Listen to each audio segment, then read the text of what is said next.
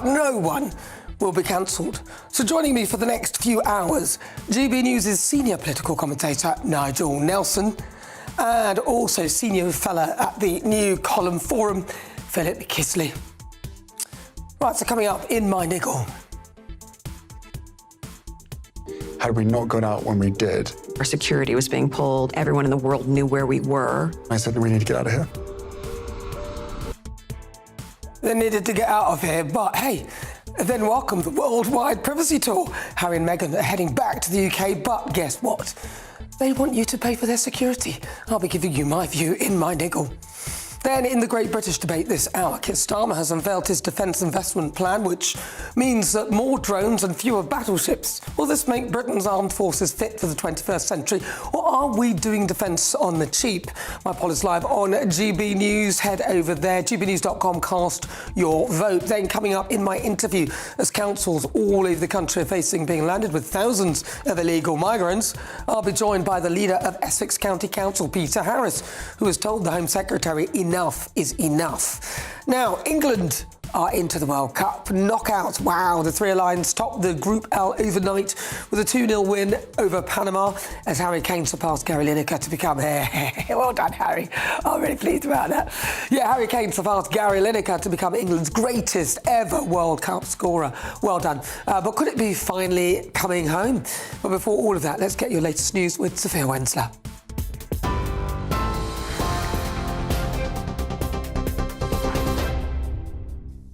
Nana, thank you and good afternoon. It's just gone 3 o'clock. Your top stories this hour. An 11-year-old boy is the latest person to be rescued from the rubble in Venezuela after 2 deadly back-to-back earthquakes struck the country. Video footage shows a boy covering his eyes to protect them from the sun, with tears and applause from rescuers as he's pulled out of the rubble. Rescue efforts are continuing after buildings were flattened in the disaster on Wednesday, with more than 50,000 people reported missing. At least 1,400 people have been killed and more than 3,360 are injured, according to the latest official figures. To France now, where local authorities say at least 11 people have been killed after a small plane carrying a group of skydivers crashed in the northeast of the country. According to reports, the aircraft came down in the town of Tomplain, carrying what is believed to be a group of nurses and instructors. Emergency services are at the scene and authorities are investigating the cause of the crash. Andy Burnham is preparing to set out his economic agenda tomorrow in his first major speech since announcing his bid for the Labour leadership. The Makerfield MP will pledge to give mayors more power and invest extra cash into regions, something Housing Secretary Steve Reed supports. It comes as Andy Burnham's top ally, Louise Hay, has urged him to increase capital gains tax and loosen fiscal rules to allow the government to borrow millions. Meanwhile, there's been mounting speculation that the MP for Makerfield could call a general election in a bid to quiet accusations that he doesn't have a mandate to lead, something the Conservatives don't seem to be enthusiastic about. Speaking to Camilla Tominey this morning, Shadow Housing Secretary James Cleverly said the Tories would be prepared if need be. Look, we can be ready at the drop of a hat. Well, are you ready? We've got an extensive association network. We've got a load of experienced councillors. We've got people from business and public services who are ready to step forward. So if we had to, we absolutely could. Iran and the US continue to exchange fire in the Gulf despite signing an interim deal to end the war less than 2 weeks ago. US military have released footage of targeted attacks on Iran after it struck a Panama-flagged tanker in the Strait of Hormuz yesterday. Iran has since launched multiple missiles and drones toward neighbouring countries, including Kuwait and Bahrain, where it's understood an apartment block has been hit. The UK's Royal Marines are set to receive a £500 million funding boost as part of the government's long-awaited defence investment plan. It will cover new high-speed boats, strike drones and advanced technology, with a focus on strengthening Britain's presence in the Arctic amid growing Russian activity. Outgoing Prime Minister Sir Keir Starmer is set to release the spending plans ahead of the NATO summit next month. The Met Police could be forced to reopen thousands of grooming gang cases, according to the Telegraph newspaper. Scotland Yard has been carrying out a major audit of group-based sexual abuse in London dating back to 2010. It's amid concerns that victims have been denied justice. They have identified more than 4,000 cases that may need to be re-investigated. The revelation comes despite the Mayor of London, Sadiq Khan, previously claiming there was no indication that grooming gangs were operating in the capital. A 34-year-old Somali-born man has been arrested on suspicion of attempted murder after a car hit several people on a busy shopping street in West London. 5 people were injured, with 3 taken to hospital following the incident on Ealing Broadway yesterday afternoon. The incident is not being treated as terror-related. Prince Harry is reportedly considering bringing his wife and children to Britain after learning they will not receive police protection. The Duke and Duchess of Sussex had intended to come to the UK for 5 days of events relating to his Invictus Games and charity patronages in early July, and they had planned to bring Prince Archie and Princess Lilibet with them. But according to The Telegraph, the Duke was informed that his application for a security package for the visit had been denied just days before they were due to leave, leaving him to reconsider the family's next steps. England have beaten Panama, scoring 2-0, which means they have now qualified for the World Cup knockout stages. First with a breakthrough from Jude Bellingham and then a second goal from Harry Kane, becoming England's all-time World Cup top scorer. The team will now face the Democratic Republic of Congo next. Elsewhere, though, Scotland's manager has stepped down after his side crashed out of the World Cup. Those are the latest GB News headlines. Now it's back to Nana.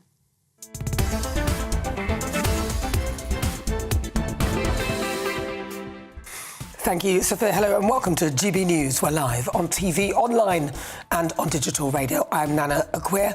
It's just coming up to 8 minutes after 3 o'clock. So coming up this hour, could it finally be coming home?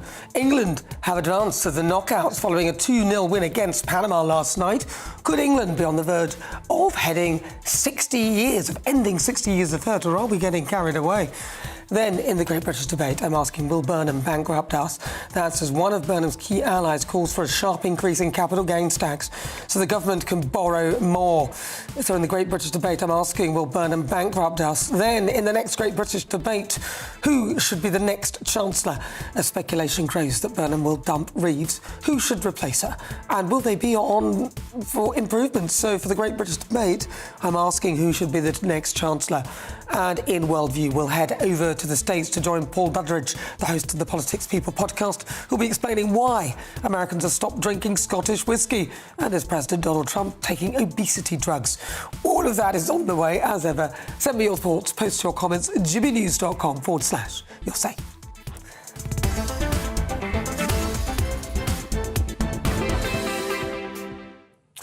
So time for our top story, and yesterday the government announced new safe and legal routes for refugees to come to Britain, with universities, businesses and community groups set to sponsor arrivals under a Canadian-style scheme.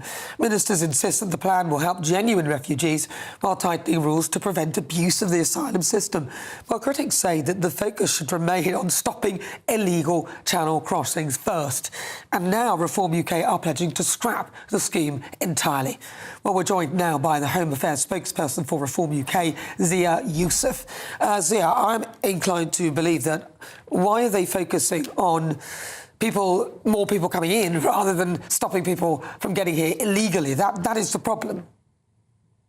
Well, it's unbelievable that Labour, Andy Burnham, appear to have looked at what's been going on in British elections in recent times and thought that what British people want is more immigration. Look, British people have voted for less immigration time after time after time. They voted for the Tories in 4 consecutive of their manifestos. They claimed they were going to cut immigration down to the tens of thousands, stop the boats. Obviously, none of that happened. And now what they're announcing is that they are going to import over 10,000 asylum seekers, and from countries, by the way, like Sudan, like Eritrea. Those countries are going to be familiar to your viewers for lots of different reasons, not least that they are the very nationalities that fill the illegal boats that keep coming across the channel day after day. So look, our response is this. If Andy Burnham truly believes that this scheme is what the British people want, then he should put it in his manifesto and call a general election. And our message is also this: if he fails to do that, then what we're going to do, if as and when British people do get to go to the polls for a general election, if they vote for a reform government, not only will we scrap the scheme, but we will reverse it. Nobody Andy Burnham imports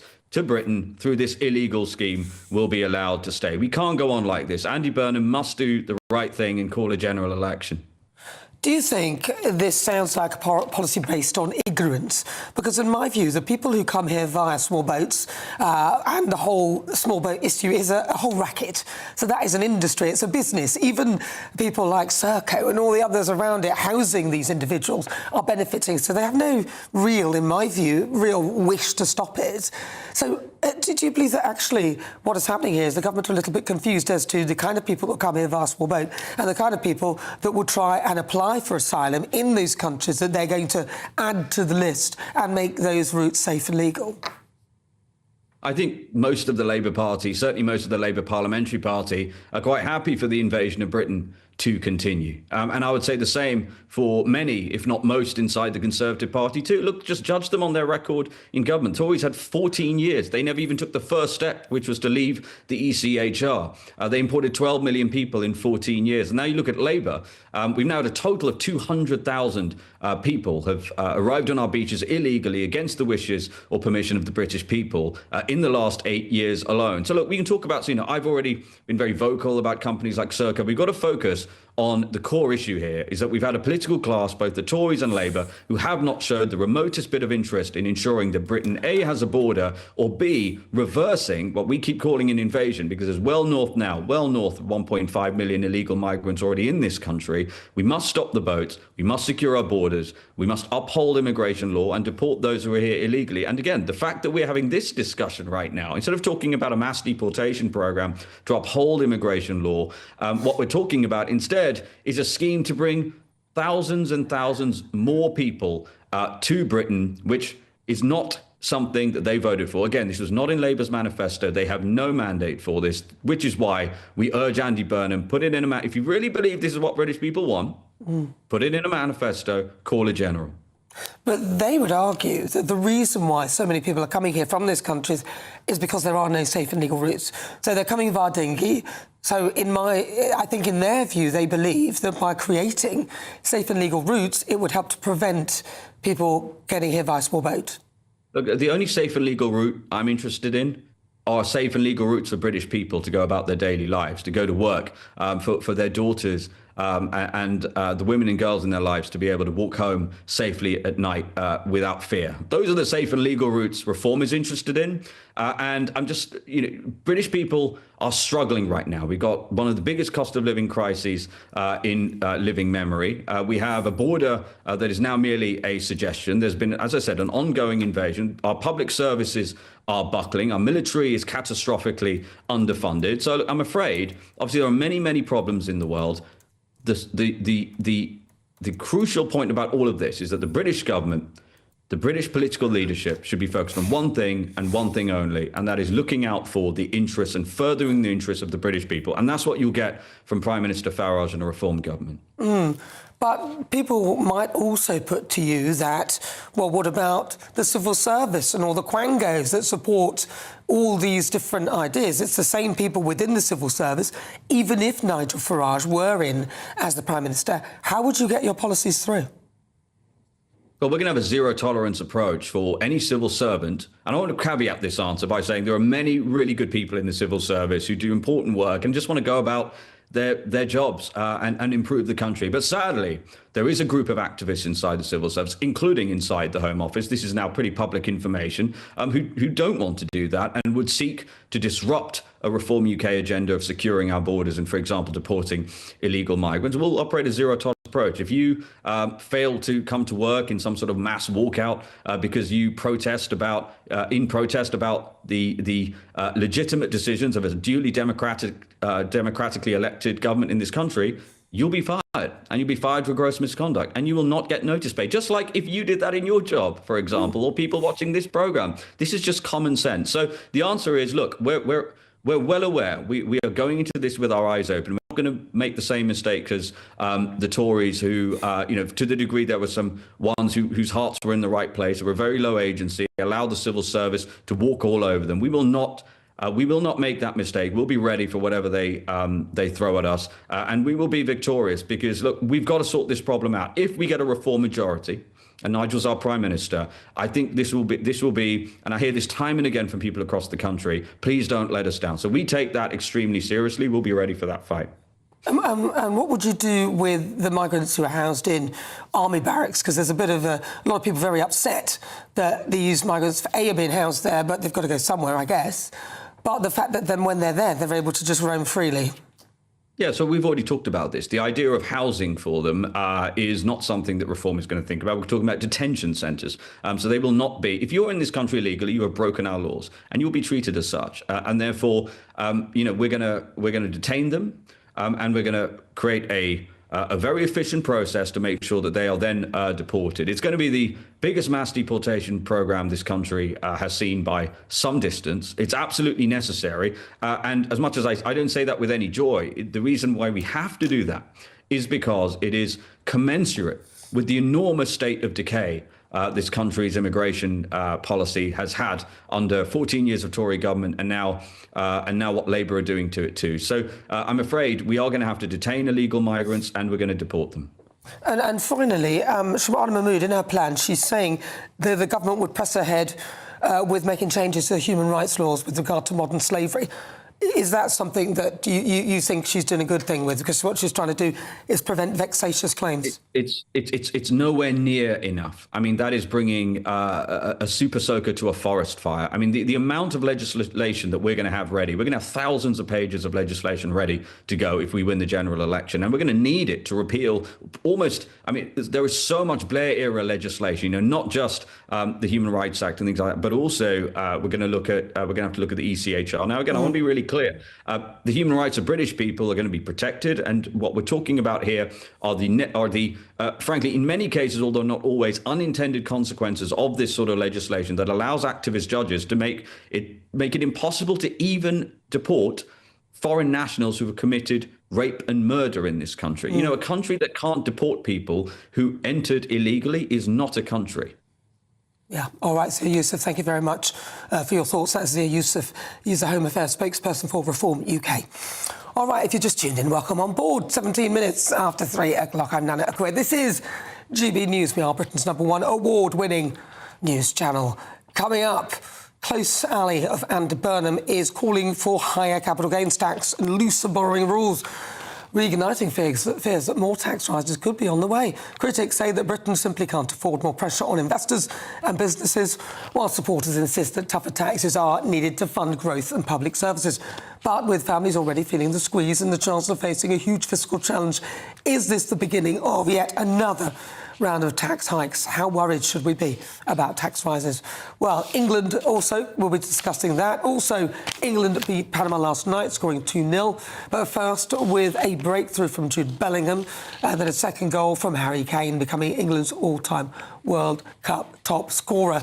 This also means that we have now qualified for the World Cup knockouts.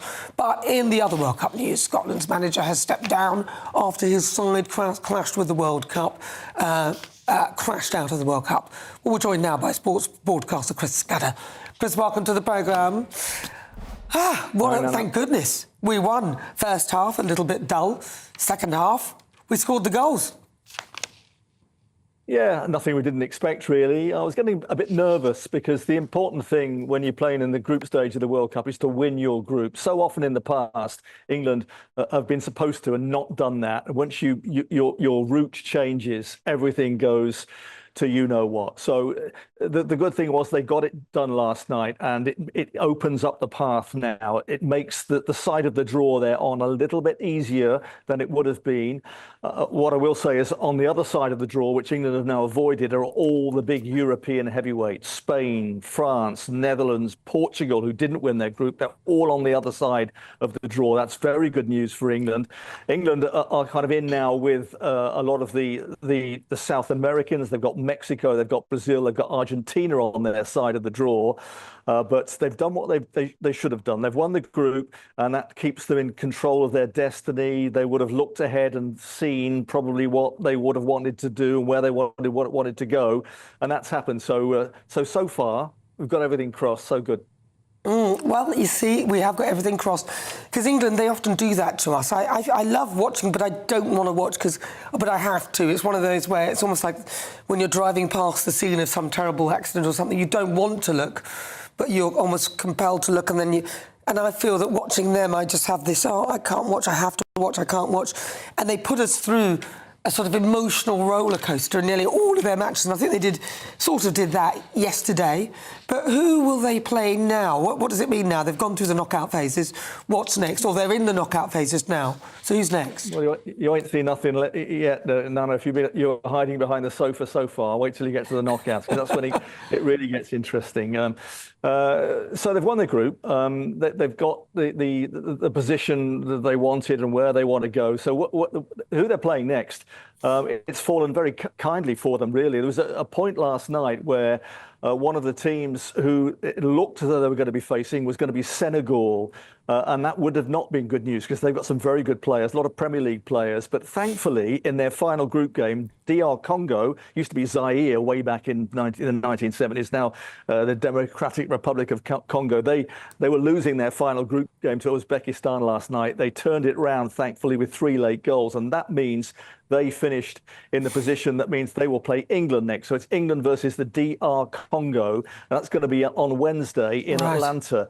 Now, it sounds, the African sides, the African sides have done really well in this tournament. And it's been only a matter of time before they really come good. And this tournament looks as though they're coming through en masse. So anything could happen, quite frankly. But the good news for England is people have been talking about the conditions in this World Cup and, it's going to be too hot for us. But England are going to be playing in Atlanta their next game now. And the good news about that is they have a roof, which means they have air conditioning, and it's going to be about 21 degrees. Perfect for playing an African team. Okay. And England, all things being equal, should be too good for them on Wednesday. By the way, it's an afternoon kickoff, our time, so it's midday over there, 5 o'clock tea time. So everyone will be piling out of work and watching the footy, and fingers crossed they get through. All right, well, we shall see. Chris Cutter, thank you very much. Really good to talk to you.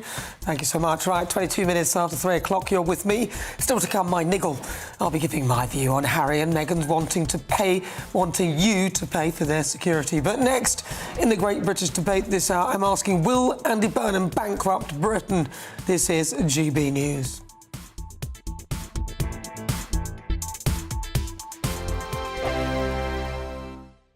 Bold. They are under no illusion. Ray. Are you a human trafficker? Boundless. I've had enough of the nonsense, and I'm not afraid to say it. Don't get this on the BBC. Every weeknight, I tear through the headlines. The smell of gasoline. Should we be worried about it? From Westminster madness to cultural war chaos. What I'm going to do now is they are throwing things out the car as we speak. Get ready, Britain. Here we go. Patrick Christie tonight, weeknights from 9 p.m, only on GB News, Britain's news channel.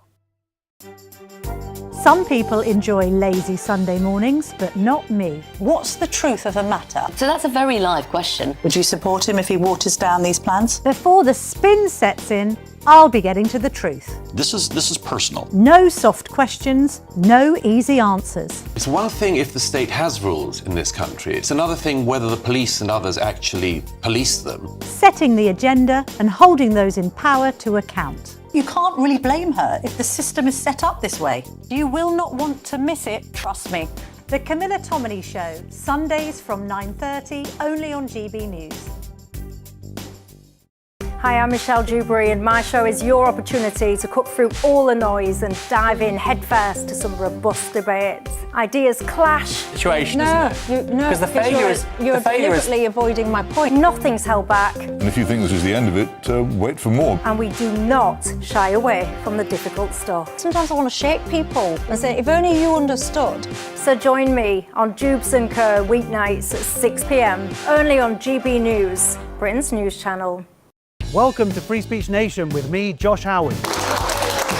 This is the show where each week we see what's happening in the world of culture, current affairs and politics. First of all, say welcome to the UK. Oh, thank you. And we're not afraid to use our free speech so that you can use yours. It's not controversial in the slightest to anyone who hasn't lost their mind. Free Speech Nation, Sunday nights at 7 p.m. Only on GB News, the People's Channel, Britain's news channel.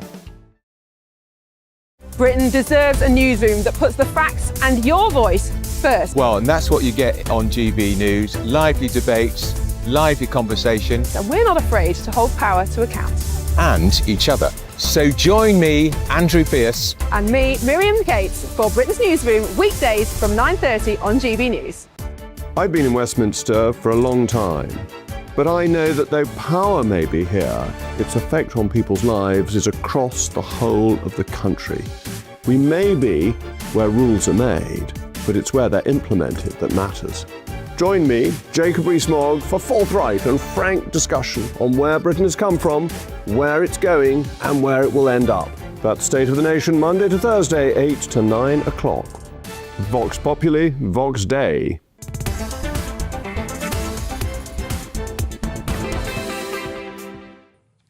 Hello and welcome to GB News. We're live on TV, online and on digital radio. I'm Nana Akua and it's time now for the Great British Debate this hour, and I'm asking, will Andy Burnham bankrupt us?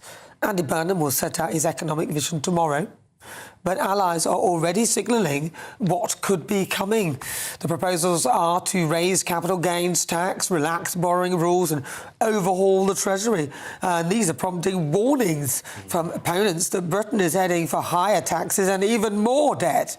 So in the Great British Debate this hour, I'm asking, will Andy Burnham bankrupt us? Well, joining me now is GB News' senior political commentator Nigel Nelson and senior fellow at the New Culture Forum, Philip Kistley. All right, I'm going to start with you, Nigel Nelson. They are your lot. He's talking about raising capital gains tax. What's wrong with the man? Well, he hasn't talked about it yet. This was Lou Haig. All right, Louise Haig. Louise Haig. In fairness, that I mean, she is a senior aide with Andy Burnham now, but she's raised this. What Andy Burnham has said is that he will stick to Rachel Reeves' fiscal rules. He won't be raising income tax, VAT, or employee national insurance. Those are the parts of the manifesto he says he won't be touching. So, on the basis of that, no, he won't bankrupt Britain. OK, so you don't think so? Philip? Well, I'm not as kind of sanguine about it. I think there is possibly a real issue here. I think he's talking about, essentially, they're talking about taxation and they're not talking about anything else. They're not talking about investment. They're not talking about imbuing the economy with confidence. They're not talking about investors either. It's simply what we can take and where we can take it from and how creative we are in terms of taking. And there's just one more thing about capital gains. Taking this, they say, we'll take capital gains and that's fairer. But don't forget, for the vast majority of people, this money has been earned already and they've used it for assets. So they're essentially taxing it again. I know. So this is about the creativity of taking away, not about what we can invest and what we can grow. All right, well, let's speak to Simone Lee, who is a policy analyst at the Taxpayers Alliance. Simone, I'm quite concerned about the idea that capital gains is just a gain that you've been given, because it doesn't work like that, does it really? Like if you have a house, there'll be times I have a house, it went into negative equity. It went into all sorts of things. I kind of went through and navigated a storm, and then only after a little period of time did it start gaining. And so I've been paying losses on that. Why should I now be taxed on the gain? Well, you're right that capital gains is, in fact, quite an unfair tax. It's a tax on investment. And investment is something that the country badly needs right now. So the worst thing we should be doing is increasing the taxes on investment. But, this whole idea that the country's problems can be solved with more tax and more borrowing, frankly, is bonkers. The tax burden is already on track to reach a post-war record high. The national debt is expected to hit £3 trillion next year. We're already taxing and borrowing more than at any point in history. And what do we have to show for it? An economy that's barely growing, unemployment at nearly 5%, and the cost of living continuing to rise for taxpayers. So, since the pandemic, it's been tax, spend, borrow, tax, spend, borrow. And the bottom line is that it hasn't worked. I mean, you have to be, sort of mad to look at that and think the answer is more tax, spend, and borrow. The elephant in a room that's completely absent from any discussion in the Labour Party, frankly, is spending. That's what we need to tackle. Yeah, well, I'd agree with that. Let's bring Nigel Nelson back into the picture here. Nigel, spending, that's the problem. What we want to hear is them talking about reducing welfare spending or something because they're spending more in welfare than they're getting in taxes. Which is what's happening. I mean, at the moment, you've still got... Where? Well, you've got reviews going on that will report back in the autumn. So you've got the Stephen Timms review looking at disability benefits. You've got the Alan Milburn review, and he's reporting back in the autumn looking at youth unemployment. And obviously that has an effect on benefits. So there is what they are trying to do is establish who is getting them, who actually needs them, and who doesn't, which is more important. So that is going on. It's madness. I could tell you who doesn't need them. A young person claiming for anxiety. It's quite easy. I mean, if you really wanted to change it depends on the depth of the anxiety. Well, not really, no. I would actually have some conditions that you can't claim for. But if your anxiety makes you suicidal, then get a job. Don't be sitting at home being anxious. Well, yes, I know. But if you are seriously anxious, it's a mental illness. And so I'm sorry, no. On the basis of that, I don't believe that, Nigel. Where's anxiety and mental illness? Well, it is. I mean, just simply, and obviously it comes in degrees. So I'm anxious right now. Am I suffering from a mental illness? Well, it depends how anxious you are. If you're only mildly anxious about presenting the programme, say, of course you're not. But if you are so anxious you can't leave your home, that's a whole different ballgame. Well, then that probably isn't anxiety. That would probably be defined as something else. But I don't think so. I think it's too fluid. Well, you just can't fix something that's fundamentally broken by hiking taxes. OK, so the welfare system is broken. The borders are porous. Those two are the two key issues that you need to address before you start dealing with taxation and thinking what we can solve, because those two issues at the moment are unsolvable. It's like the NHS. You can throw billions and billions and billions at the problem and it won't make any difference whatsoever. But let's just look to Andy Burnham's track record, because it's actually quite interesting. If you look at what he's done in Manchester, the headlines are, oh, he's been very responsible and in terms of the finances, it's going really well. But that's only in the centre. Manchester is like a donut, all the jams in the middle. The outer reaches, he was mayor of Greater Manchester, for example. Oldham, Rochdale, Bolton, all of those places are in a terrible mess. So what we have to do with Andy Burnham is think about the depth of his intellect and the depth of his ability to deal with these things. And I think he's fundamentally shallow. I think he's vacuous. I think he won't be able to do any of the things he says. He's one of those people who's trying to please everybody, and it's not going to work. All right, Simeon, let's get Simeon Lee back on. What should Andy Burnham's first move be with regard to the economy, in your view? Well, obviously, we at the Taxpayers Alliance would say cut tax. It's already at a record high. It's going to a post-war record high. So I think the problem really with the Labour Party is not with the individual, it's with the party, right? Spending for this party is never enough. Since coming into power, this government has raised taxes by nearly £70 billion and added £300 billion to the national debt. But yet Labour backbenchers will look at that and call that austerity, right? So I guarantee that no matter how much more Andy Burnham taxes, spends or borrows, it's not going to be enough to satisfy them. Keir Starmer, unfortunately, only learned that lesson very late in his premiership. And, he kept giving in until it was impossible to find money for actual priorities like defence, and that's why he's out. So what we need to have is a PM that can stand up for taxpayers and say no to backbenchers, and you will not have sustainable public finances until you have a Prime Minister with some backbone that's willing to stand up to his own backbenchers. All right, Simeon Lee from the Taxpayers Alliance, thank you very much. Welcome if you just tuned in, 33 minutes after 3 o'clock. I'm Nana Akua. This is GB News. Still to come in my niggle, I'm going to be giving you my view on Harry and Meghan's upcoming visit to the UK. But next in the Great British Debate, I'm asking who should be the next Chancellor. First, your latest news headlines with Sophia Wensler.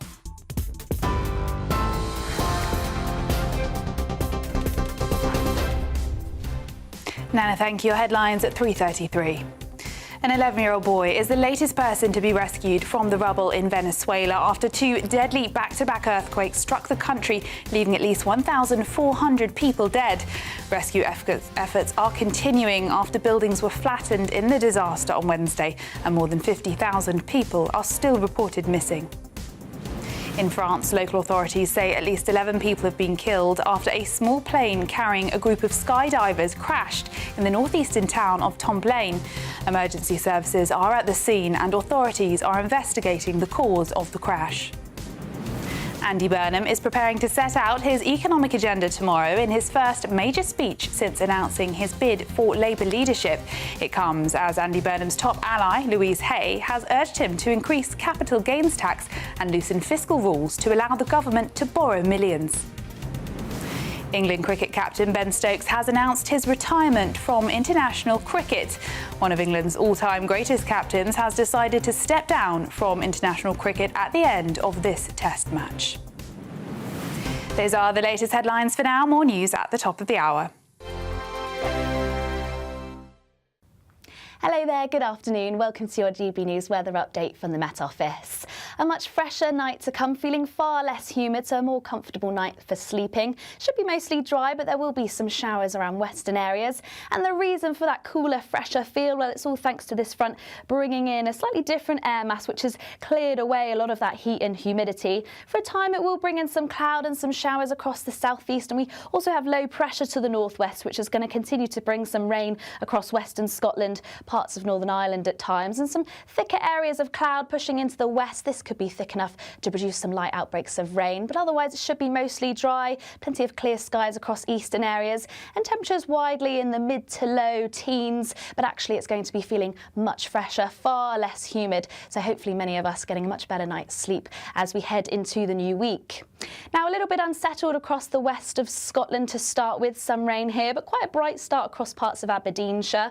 A few showers scooting into coastal areas of Northern Ireland, and some of those will drift into northern parts of England. Also, areas of Wales, southwest England will be fairly cloudy, perhaps some light outbreaks of rain, mostly across the hills. But across central, southern parts of southeast England, it should be a very nice, bright start, and plenty of light winds across on Monday as well. So feeling quite pleasant where we do see any sunshine, but I'm afraid still fairly cloudy across western areas of Scotland, Northern Ireland, perhaps northwest England at times, and just some showers pushing through into these areas. But for many, it should be fairly similar temperatures to what we saw this afternoon, the mid to low 20s, so feeling nice, warm and pleasant in the sunshine.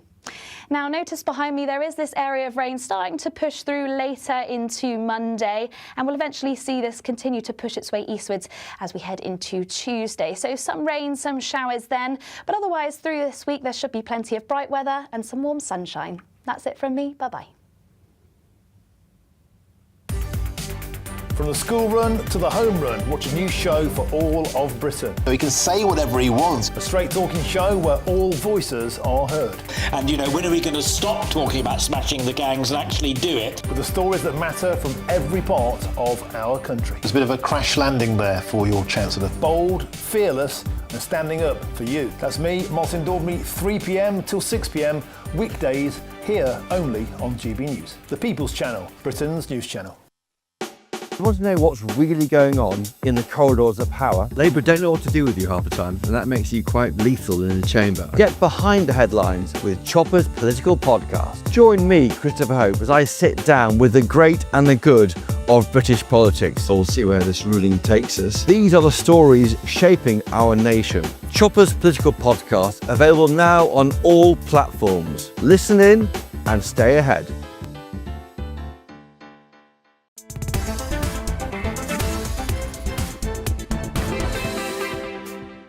"38 minutes after 3 o'clock. If you just tuned in, OK, we start at 3. I mean, I'm usually very nice to people, but I've got to say, you've known for a while, 3 o'clock. I'm Nana Akua, welcome. All right, it's time now for the great British debate of this hour, and I'm asking who should be the next Chancellor. With Andy Burnham expected to unveil his new cabinet in the coming weeks, he could hold one of the biggest jobs in the government, from Ed Miliband to Wes Streeting. No mention of David Lammy, though. No surprises there. Several names are in the frame. So for the great British debate this hour, I'm asking who should be the next Chancellor. Well, joining me now is GB News' senior political commentator, Nigel Nelson, and also senior fellow at the New Culture Forum, Philip Kistley. I'll start with you, Philip, only because I started with Nigel the last time, but I can't wait to hear what Nigel has to say. Philip. Well, none of them, really. It's a choice of evils, isn't it? I mean, because you're dealing with hard socialism or soft socialism. Either one isn't going to work where we are at the moment. We absolutely need the opposite. We need free markets. We need low taxation. We need a chancellor who knows what they're doing. I don't think any of these people will. I think if I was going to go for any of them, it would be Pat McFadden, probably, mainly because he's on record as saying, my God, this party, all we do is find ways of taking money from people. So he isn't necessarily about taxation and taxing everything from savings to income to VAT to everything. He isn't about that. But the rest of them are really, and I think it's not really about who does what. As I say, it's the system, it's the ethos, it's the philosophy, it's the ideology. What we want is less ideology and more entrepreneurism. We want less tax. We want business freed up, and we want just to be able to. Britain needs to be working again. So we don't want to be. Fundamentally, the problem is this, isn't it? How do we pay the welfare bill? Where do we get the money from to pay the welfare bill? So we want to be moving away from those kind of questions, and we want to be saying, how do we get Britain working again? Where's the entrepreneurship? Where's the creativity? Where's the investment? I think it's worse than that. I think they've broken the social contract with us. Yeah. I really think they have. And in particular, the Labour Party. I mean, the Tories were terrible, but I think Labour are worse. And it's not just the amount they're asking for, it's the way they're spending it. Like, for example, all the money on the migrant hotels or the way they've changed. They're planning to change the stocks and shares ISA so that now you can only take 12k and then you're taxed 22% of the stocks and shares. Why would you stop somebody from saving money? It just doesn't make any sense, Nigel. And this latest one is even worse. Who could fix this in your view? That's why you need a good chancellor. But I mean, yes. I don't think you can actually decide who is the best chancellor for Andy Burnham until you know what Andy Burnham's economic plans actually are. Now, tomorrow he'll outline some of them. That'll be devolution to mayors so they can spend money in their own areas and their own regions. So if you're looking at... he won't, I don't think he'll mention the capital gains tomorrow or raising taxes tomorrow, but there may be some of that will come out in the next 3 weeks before he becomes Prime Minister.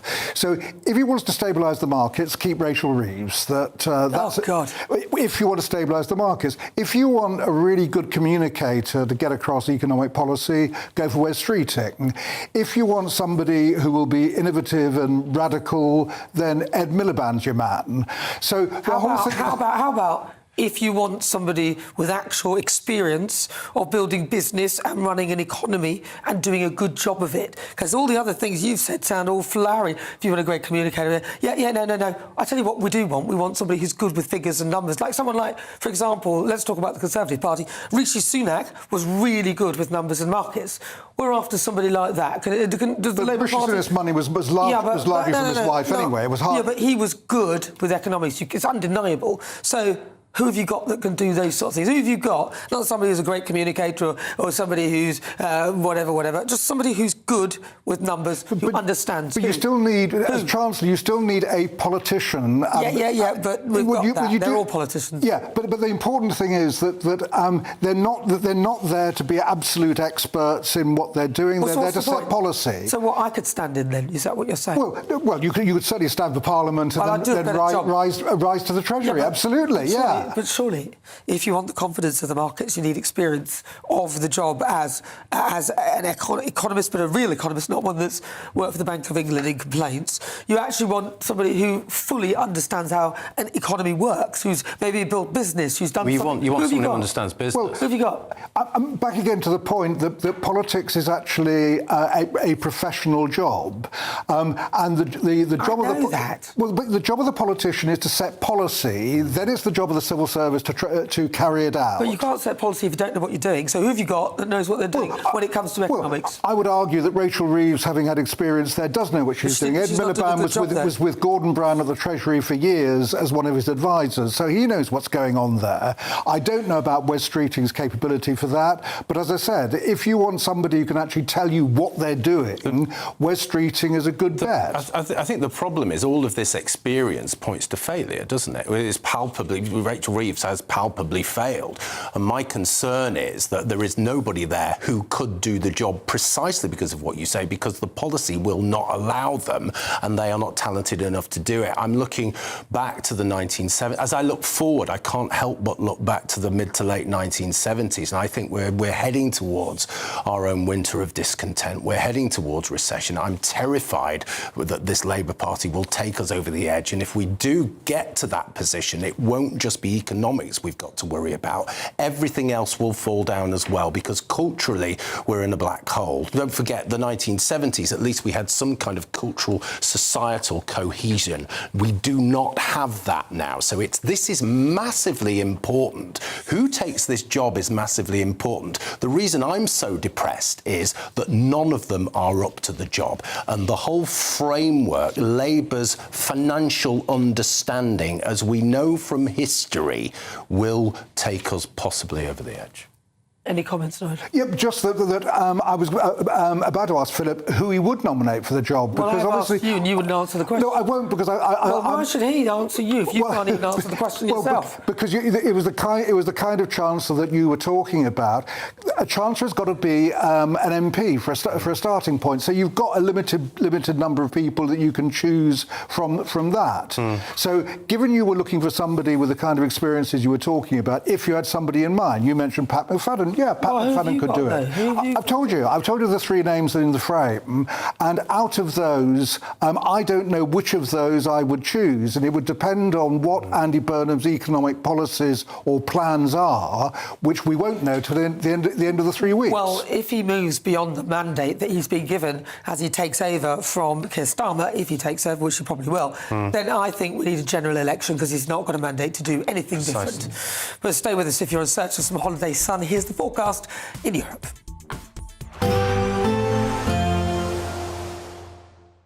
Ready to soak up that holiday sunshine? Won't we need some cover? No worries, all sorted. All Clear Travel Insurance sponsors GB News Travel Destinations Forecast. Hello there and welcome to your holiday sun forecast from the Met Office. The heat wave across Europe does continue over the next few days, but it will slowly start to cool off. Across parts of Spain, they did see the record-breaking temperatures, but they are slowly starting to decrease through the days. We do have thunderstorms across northern Italy, but the mainland are pushing 40 degrees. Athens and Santorini are around the high 20s and low 30s, but as I said, as we go through the week, those temperatures will start to drop towards those low 30s. All Clear Travel Insurance sponsors GB News Travel Destinations Forecast. This is GB News, Britain's news channel. The final preparations before a world first. At RAF Wittering in Cambridgeshire, these JCB mechanics and engineers are attempting to rewrite history, chasing a world land speed record with a hydrogen car. The JCB Hydromax puts out 1,600 horsepower, powered entirely by two hydrogen-fuelled internal combustion engines. The 32-foot-long vehicle is trying to beat JCB's existing record, which was achieved with a diesel engine back in 2006. It reached a speed of over 350 miles an hour. For chairman of JCB Lord Bamford, the new car is about pushing the boundaries of new technology. GB News, the People's Channel. This is GB News, Britain's news channel. Father's Day has long been a fixture in the family calendar. But as household budgets remain under pressure, some are questioning whether the tradition of buying gifts is beginning to fade. Jim Cox has worked in the gift-giving industry for more than 30 years and says Father's Day simply isn't the draw it once was. We're kind of reliant on the big gifting period. Father's Day is probably the weakest of like the bigger gifting events. It's picked up a bit this week, but probably not as much as I would expect. And I think generally people, like average basket size isn't really where I'd want it either. So I think people are spending a bit less, being a bit careful, and also thinking general trend in gifting is thinking maybe about experiences and spending time with people. GB News, the People's Channel. GB News Breakfast. Every day from 6 a.m. What does it do for people who are wounded, injured or sick veterans? What does it do for them to do this sort of voyage on this wonderful sailing ship? Good morning. It is that human impact, and that's why Turn to Starboard exists, and even at the Invictus Games Birmingham 2027. It's about giving people maybe a reset, maybe seeing, taking that breath, but also a bit of camaraderie as well. Literally everybody's in the same boat. The blue environment is completely different. Everything is different on a boat. Walking, sitting down, making a cup of tea, even going to the loo is slightly different. So it can give people a break from sort of the pressures of life. GB News, the People's Channel.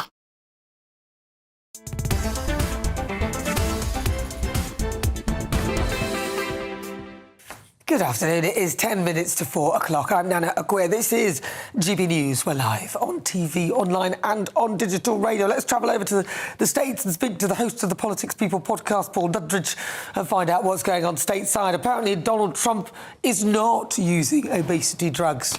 Oh, well, who knew? Who knew? Well, look, obviously he's been looking fabulous lately, but there's been some nasty little leak. I'm only bringing this up, the obesity drug thing. It sounds like a scurrilous rumour, but actually the White House has actually given a statement on this and replied to a journalist asking.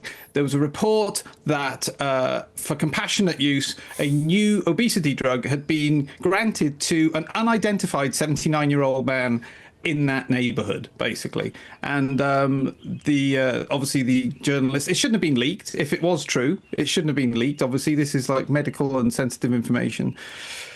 But they obviously put 2 and 2 together and came up with 5 and went to the White House and asked, is the 79-year-old man on this new untested obesity drug, Donald Trump? And the White House has come back and said absolutely not. So the reason Trump is looking fabulous is nothing to do with an as yet untested obesity drug. It is purely down to his genius and good living. But yeah, anyway, this is the kind of stuff they try and lay a glove on him every single week. This week it was, are you that guy? He says he's not. OK, all right. Well, what about the tariffs then? Because apparently they're causing decline in UK exports to the United States. Right, so something like the whiskey industry now, because of Trump's 10% tariffs on everything, and this is where tariffs, and this is why maybe it would have been nice if the last prime minister had been nicer to Donald Trump with Iran.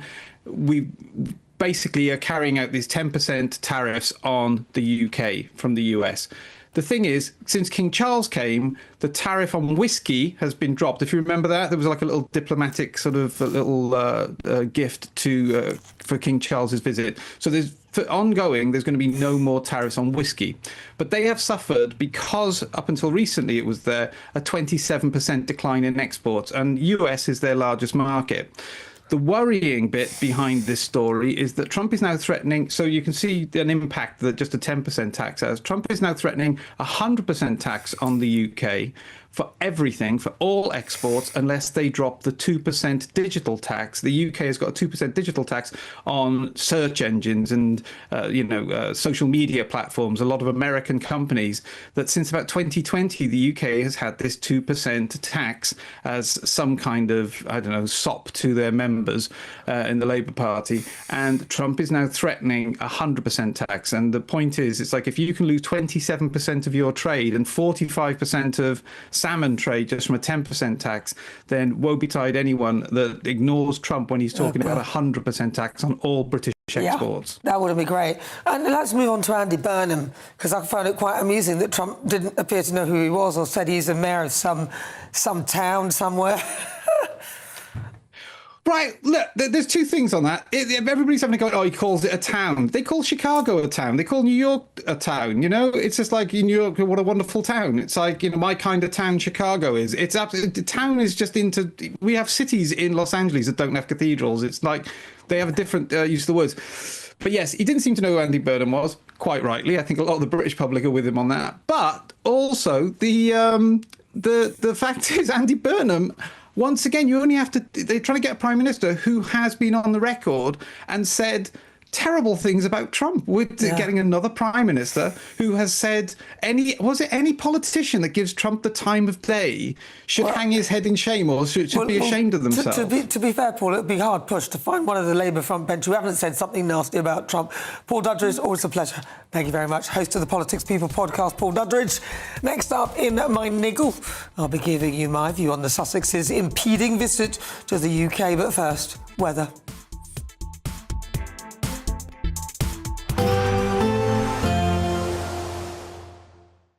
Expect warm spells with the odd rude interruption. Boxed Boilers sponsors the weather on GB News. Hello there, good afternoon. Welcome to your GB News weather update from the Met Office. A much fresher night to come, feeling far less humid, so a more comfortable night for sleeping. Should be mostly dry, but there will be some showers around western areas. And the reason for that cooler, fresher feel, well, it's all thanks to this front bringing in a slightly different air mass, which has cleared away a lot of that heat and humidity. For a time, it will bring in some cloud and some showers across the southeast. And we also have low pressure to the northwest, which is going to continue to bring some rain across western Scotland, parts of Northern Ireland at times, and some thicker areas of cloud pushing into the west. This could be thick enough to produce some light outbreaks of rain, but otherwise it should be mostly dry, plenty of clear skies across eastern areas, and temperatures widely in the mid to low teens, but actually it's going to be feeling much fresher, far less humid, so hopefully many of us getting a much better night's sleep as we head into the new week. Now, a little bit unsettled across the west of Scotland to start with, some rain here, but quite a bright start across parts of Aberdeenshire. A few showers scooting into coastal areas of Northern Ireland, and some of those will drift into northern parts of England. Also, areas of Wales, southwest England will be fairly cloudy, perhaps some light outbreaks of rain, mostly across the hills. But across central, southern parts of southeast England, it should be a very nice, bright start, and plenty of light winds across on Monday as well. So feeling quite pleasant where we do see any sunshine, but I'm afraid still fairly cloudy across western areas of Scotland, Northern Ireland, perhaps northwest England at times, and just some showers pushing through into these areas. But for many, it should be fairly similar temperatures to what we saw this afternoon, the mid to low 20s, so feeling nice, warm and pleasant in the sunshine. Now, notice behind me there is this area of rain starting to push through later into Monday, and we'll eventually see this continue to push its way eastwards as we head into Tuesday. So some rain, some showers then, but otherwise through this week there should be plenty of bright weather and some warm sunshine. That's it from me. Bye-bye. Expect warm spells with the odd rude interruption. Boxed Boilers sponsors the weather on GB News. It's the Great British Giveaway Golden Summer Celebration. Your chance to win 2 fantastic prizes. There's an incredible £60,000 in tax-free cash. Plus, you'll also get your hands on a fine gold bar worth over £5,000. For a chance to win £60,000 in tax-free cash and a real gold bar, text GOLD to 63225. One entry costs £2.50 plus one standard network rate message, or text BONUS to 63225. 5 entries cost £5 plus one standard network rate message. Go to gbnews.com/win. Entry starts at £2.50. Call 0903 686 3232. Calls cost £2.50 plus your network access charge. Or post your name and number to GB22 PO Box 8690 Derby DE1 9TT. UK only. Entrance must be 18 or over. Lines close at 4 p.m. on the 21st of August. This is a network giveaway. Entries will be pulled. Please check the closing time if listening or watching on demand. Bold. They are under no illusion. Ray. Are you a human trafficker? Boundless. I've had enough of the nonsense, and I'm not afraid to say it. Don't get us on the BBC. Every weeknight, I tear through the headlines. The smell of gasoline. Should we be worried about it? From Westminster madness to cultural war chaos. What I'm going to do now is they are throwing things out the car as we speak. Get ready, Britain. Here we go. Patrick Christie tonight, weeknights from 9 p.m. only on GB News, Britain's news channel. Do you trust what you're being told? Good, because neither do I. Those are just facts. I'm Alex Armstrong, and on my show, we'll expose the spin. Well, I want to answer that, because you didn't let me last time, because you always speak over me. The broken promises. To deny that is denying the truth. And the hypocrisy. Needs to stop. You think we can allow? Politics, policy, parliament. Nothing is off limits. No sugarcoating, no fear of offence, just the truth laid bare. Tune in every Saturday and Sunday at 9 p.m. for Alex Armstrong Tonight, only on GB News, Britain's news channel. Hi, I'm Michelle Dewberry, and my show is your opportunity to cut through all the noise and dive in headfirst to some robust debates. Ideas clash. Situation, isn't it? Because the failure is you're deliberately avoiding my point. Nothing's held back, And if you think this is the end of it, wait for more. and we do not shy away from the difficult stuff. Sometimes I want to shake people and say, if only you understood. So join me on Jubes & Co. weeknights at 6 p.m. only on GB News, Britain's news channel. Britain deserves a newsroom that puts the facts and your voice first. Well, and that's what you get on GB News. Lively debates, lively conversation. And we're not afraid to hold power to account. And each other. So join me, Andrew Pearce. And me, Miriam Gates, for Britain's Newsroom, weekdays from 9:30 on GB News.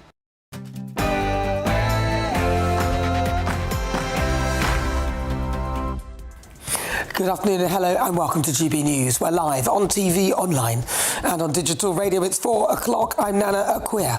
And for the next few hours, me and my panel will be taking on some of the big topics hitting the headlines right now. This show is all about opinion. It's mine, it's theirs, and of course it's yours. We'll be debating, discussing, and at times we will disagree, but no one will be cancelled. So joining me for the next few hours, GB News' senior political commentator Nigel Nelson, and also senior fellow at the New Culture Forum, Philip Kisley. Coming up in my niggle. Had we not got out when we did, our security was being pulled. Everyone in the world knew where we were. I said that we need to get out of here. Yes, Harry and Meghan, they're heading back to the UK, but guess what? They want you to pay for their security. Well, I'll be giving you my view in my niggle. Then in the Great British Debate, Sir Keir Starmer has unveiled his defence investment plan, which means more drones and fewer battleships. Will this make Britain's armed forces fit for the 21st century, or are we doing defence on the cheap? My poll is live on gbnews.com. Please cast your vote. Then, in the interview, as councils all over the country are facing being landed with thousands of illegal migrants, I'll be joined by the leader of Essex County Council, Peter Harris, who has told the Home Secretary enough is enough. And England are into the World Cup knockouts. The Three Lions topped Group L overnight with a 2-0 win over Panama, as Harry Kane surpassed Gary Lineker to become Britain's greatest ever World Cup scorer. Could it finally be coming home? But first, your latest news headlines with Sophia Wensler.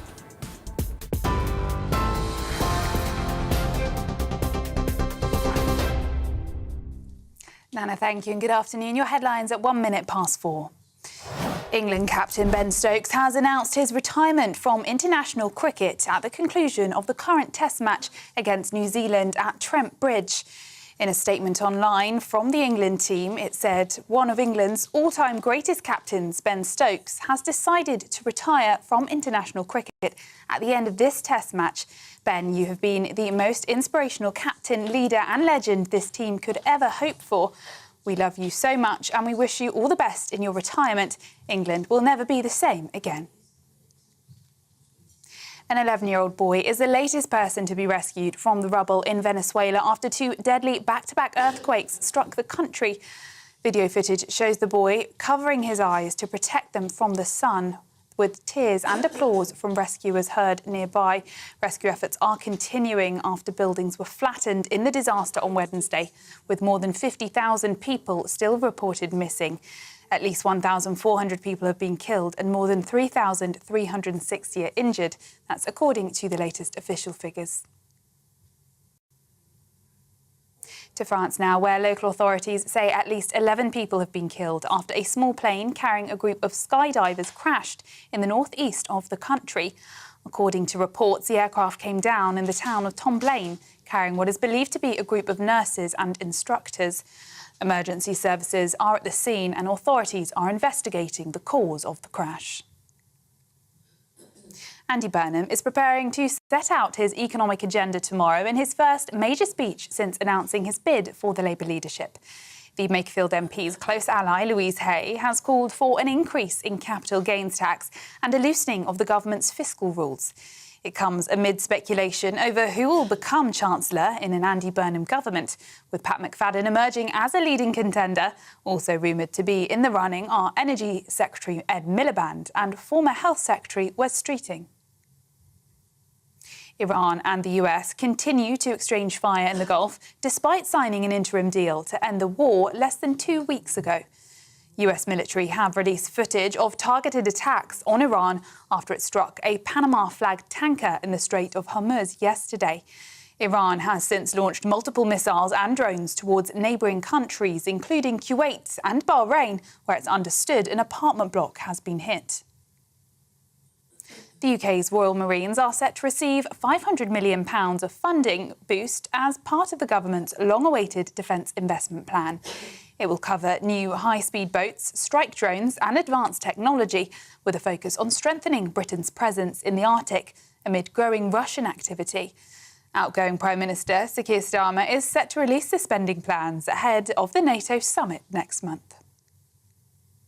The Met Police could be forced to reopen thousands of grooming gang cases, according to The Telegraph.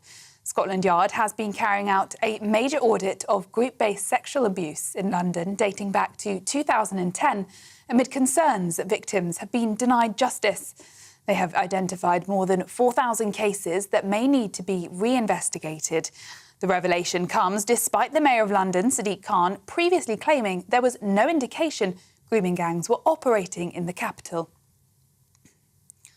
Rough sleeping will be decriminalised from tomorrow when the government scraps a 200-year-old law.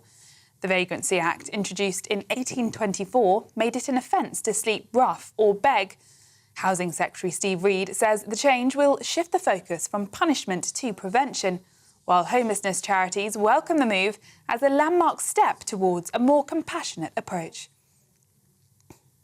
Prince Harry is reportedly reconsidering bringing his wife and children to Britain after learning they will not receive police protection. The Duke and Duchess of Sussex had intended to come to the UK for 5 days of events relating to his Invictus Games and charity patronages in early July, and planned to bring Prince Archie and Princess Lilibet with them. But according to The Telegraph, the Duke was informed that his application for a security package for the visit has now been denied just days before they were due to leave, leaving him to reconsider the family's next steps.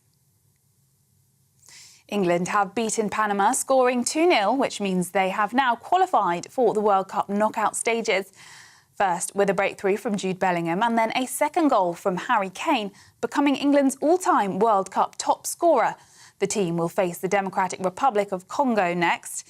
Elsewhere, though, Scotland's manager has stepped down after his side crashed out of the World Cup. Those are the latest GB News headlines. Now it's back to Nana.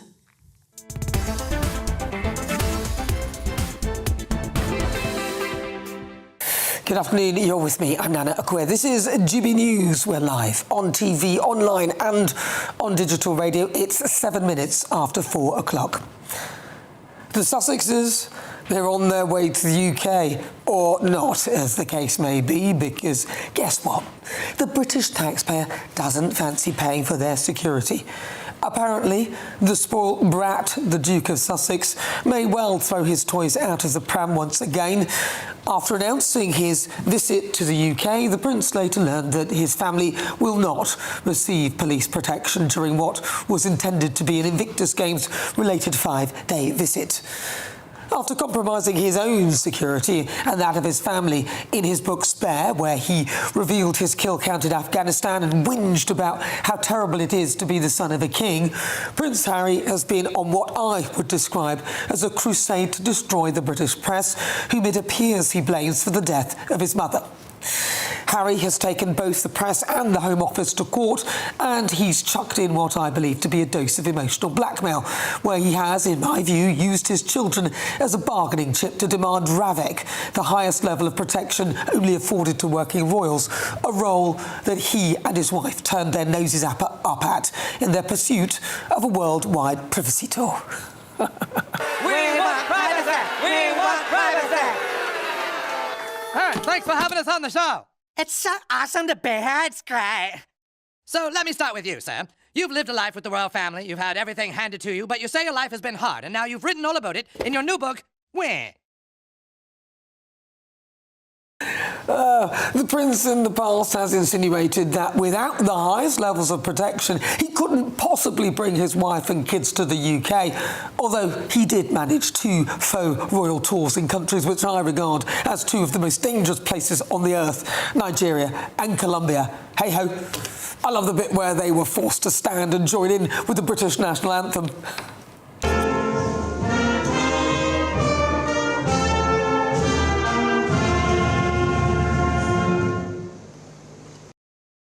Awkward.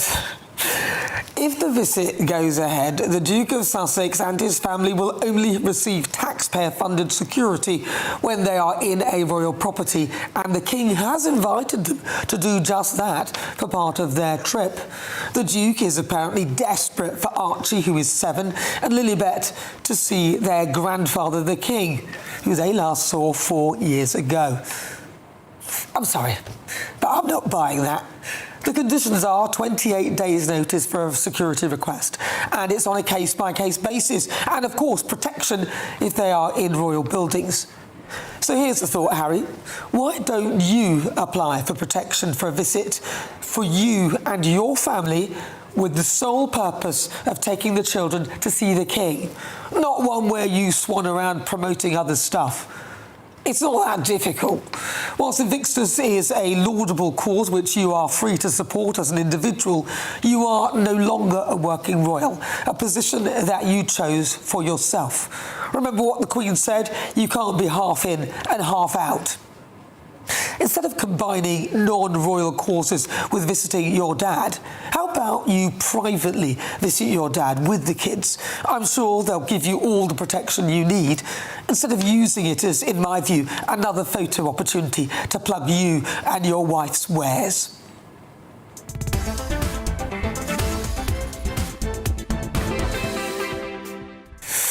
Well, if you just joined in, welcome. 11 minutes after 4 o'clock, I'm Nana Akua. This is GB News. We're live on TV, online and on digital radio. Coming up this hour in the Great British Debate, I'll be asking, are we letting down grooming gang victims in London after the Metropolitan Police has identified more than 4,000 grooming gang cases in the capital that may need to be re-investigated? Then in the next Great British Debate, I'm asking, are we backing down to the EU? It's been revealed that Sir Keir Starmer has abandoned his manifesto pledge to ban foie gras to secure a trade deal with the EU. It feels a little bit pathetic, doesn't it? Will Starmer's parting gift be yet another EU surrender? And Harry and Meghan are due to visit the UK, and guess what? They are already moaning, they're already complaining about security. I'll be joined by Royal Insider and Editor-at-Large for the Mail on Sunday, Charlotte Griffiths, to discuss. That is all coming up. As ever, send me your thoughts, post your comments at gbnews.com/your say.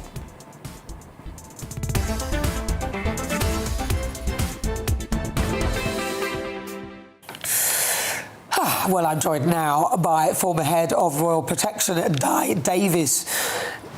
Di Davis, welcome to the programme. Di, what are your thoughts? Am I being completely unfair to Prince Harry? No, I agree with every word you actually said about the whole issue. You've taken virtually everything I could have said out of my mouth. Professionally, I totally agree with you. Unprofessionally, perhaps, I just think, here we go again. We've been at this for 4 months. It's cost you and I over £1 million. None of his aunts and uncles and cousins get protection, and yet this man feels he should get protection. RAVAC have looked at this numerous times. It's been before courts, as you've said. Yet again, here we are again. And again, if he wanted to go privately and come privately by private plane, don't tell anybody, go to see his father at one of his residences, whether he's up in Balmoral or anywhere else, you and I wouldn't know if he wanted to do it privately. So as far as I'm concerned, they're using the children yet again as part of their ammunition, if you like, to blackmail everyone else to provide him with blue lights and two-tones. That's all he wants to facilitate his scheming and money making. So no, unless there's an absolute risk that somebody can tell me about, he should not get it now or ever in the future, unless the professionals tell me there is such a risk that he deserves it and needs it. And if he does come, his dad has invited him to stay as part of the trip in one of the royal residences. So when he is within royal palaces and those places, he will have all the protection that is afforded to the royal family, the working royals. So he could always just, as you say, come privately and stay there. There's no problem with that. So I'm sure if he said, can I stay for the entire trip, he would have full protection, as does his family, as does his father, as does Camilla. He'd have all of that. Yes, well, I can't imagine him being in the same car as his stepmother. Can you, Camilla? I wonder what they'd say to each other. But no, seriously, this is all about Harry, promoting Harry. If they just kept a low profile, and as I've said before numerous times on your program and others, he has protection. He has his own protection team. They are highly professional, I'm told. They're former, some of them, royalty protection officer, so I assume they are professional. He would get a liaison officer, I am told, who any kind of issue, they would actually do it. The only reason he wants it is because royalty protection facilitates, they act almost like butlers on wheels with firearms. That's what they're not there to do, they're there to protect. But they can and do get people from A to B quickly and succinctly. But if he went privately, didn't tell anybody, he could do that. And as you rightly say, this nonsense that he isn't safe here with his family is absolute nonsense when he's been to Colombia, Nigeria, and various other places, and lives in LA. And I've worked in LA. It's extremely dangerous. So this is absolute nonsense, in my professional opinion. And the other thing is, I think the King is absolutely, the security team are absolutely right. If he's within royal areas, within the royal palaces and things, he'll have all the protection. But the problem with him and his wife is that they then will use this as an opportunity, if they were given protection, to go and do all this sort of touring here, going to that hospital there, doing this, doing that. And of course, it would be difficult for a charity or an organisation to just say, oh no, we don't want Prince Harry to visit, because actually it might help them in some way and help the people that they're supporting within charities. So the worry is that he'll do it to do random trips to other things that are outside his real remit. I mean, Invictus, fair enough, but again, this is his own personal cause. Yes, well, you're absolutely right. And I don't think we still know the cost of that unofficial tour to Australia. I am told reliably that it was several £1 million it cost the taxpayer in Australia. Yes, others subsidised it, but the cost in real terms of security was huge. Look, this man is no longer a working royal. We've been here so many times. I hope he gets over it and gets on with doing whatever he does as a private citizen. And frankly, I'd ask him to relinquish all his titles and be a plain Mr. like Uncle Andrew. Well, I mean, again, the two, probably no comparison there, but in terms of the fact that they should have their titles whipped away from them, I would agree that I would, if I were William, when William becomes king, I would do exactly that.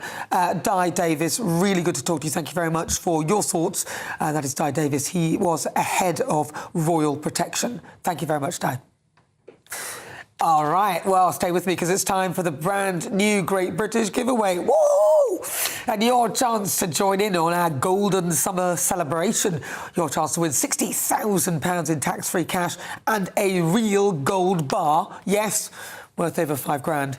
That's gold that you can keep or give to a loved one, maybe melt it down, make a load of stuff. Sounds great. To secure their financial future. Who would you give that to? Here are the details. We're celebrating a golden summer with a terrific two-part Great British giveaway. First, you could win a sensational £60,000 in tax-free cash to spend however you like this year. What would you do with that? And that's not all, as you'll also win our most precious prize to date, a fine gold bar worth over £5,000. It's pure gold to own, trade or gift to a loved one and secure their financial future. So make sure you don't Don't miss your chance to bank over £65,000 worth of prizes in our Golden Summer celebration. For a chance to win £60,000 in tax-free cash and a real gold bar, text GOLD to 63225. One entry costs £2.50 plus one standard network rate message, or text BONUS to 63225. 5 entries cost £5 plus one standard network rate message. Go to gbnews.com/win. Entry starts at £2.50. Call 0903 686 3232. Calls cost £2.50 plus your network access charge, or post your name and number to GB22 PO Box 8690 Derby DE1 9TT. UK only. Entrance must be 18 or over. Lines close at 4 p.m. on the 21st of August. This is a network giveaway. Entries will be pulled. Please check the closing time if listening or watching on demand. Good luck. Good luck indeed. Right, you're with me. I'm Nana Akua. If you just tuned in, where have you been? Yes, it is coming up to 20 minutes. It's always the same lady. She goes, oh, Nana, you're always apologising. Be here at 3.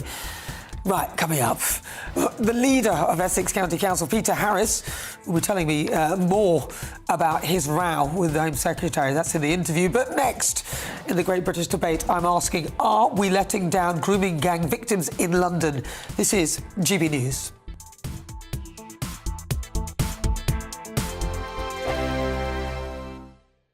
From court mornings to warm family brunches, from football to tennis, in the car, in the kitchen. GB News Breakfast is there, with the stories you need and the conversations that matter. Anyway, let's talk business. Well, it has been a historic night in British politics. It's astonishing, isn't it? We're here again. To start your day just right. GB News Breakfast. Every morning from 6 a.m. Only on GB News. Britain's news channel. At the stroke of midnight, the news doesn't stop, and neither do we. Day in, day out. Forget stuffy late night TV shows. We're giving you a front row ticket to the centre of the political universe. Because breaking news doesn't wait for the morning. And neither do we. Join us for one of the most controversial and volatile times of politics in human history. A very big story. Big story over here. You won't get this anywhere else. The Late Show live at midnight, every night. Only on GB News. Some people enjoy lazy Sunday mornings, but not me. What's the truth of the matter? So that's a very live question. Would you support him if he waters down these plans? Before the spin sets in, I'll be getting to the truth. This is personal. No soft questions, no easy answers. It's one thing if the state has rules in this country. It's another thing whether the police and others actually police them. Setting the agenda and holding those in power to account. You can't really blame her if the system is set up this way. You will not want to miss it, trust me. The Camilla Tominey Show, Sundays from 9:30, only on GB News. At GB News, we love to hear from you, our loyal community. So drop us a line at gbnews.com/yoursay. There you can talk to each other and also to the presenters live on air. gbnews.com/yoursay, because GB News is your channel, Britain's news channel. I've been in Westminster for a long time, but I know that though power may be here, its effect on people's lives is across the whole of the country. We may be where rules are made, but it's where they're implemented that matters. Join me, Jacob Rees-Mogg, for forthright and frank discussion on where Britain has come from, where it's going, and where it will end up. That's State of the Nation, Monday to Thursday, 8 to 9 o'clock. Vox Populi, Vox Dei. You want to know what's really going on in the corridors of power? Labour don't know what to do with you half the time, and that makes you quite lethal in the chamber. Get behind the headlines with Chopper's Political Podcast. Join me, Christopher Hope, as I sit down with the great and the good of British politics. We'll see where this ruling takes us. These are the stories shaping our nation. Chopper's Political Podcast, available now on all platforms. Listen in and stay ahead.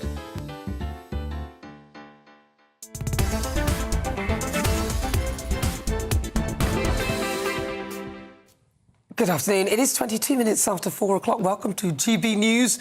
Don't forget as well, you can stream us live on YouTube, or why not download the GB News app? It is completely free. I'm Nana Akua, and it's time now for the Great British Debate this hour. And I'm asking, are we letting down grooming gang victims in London?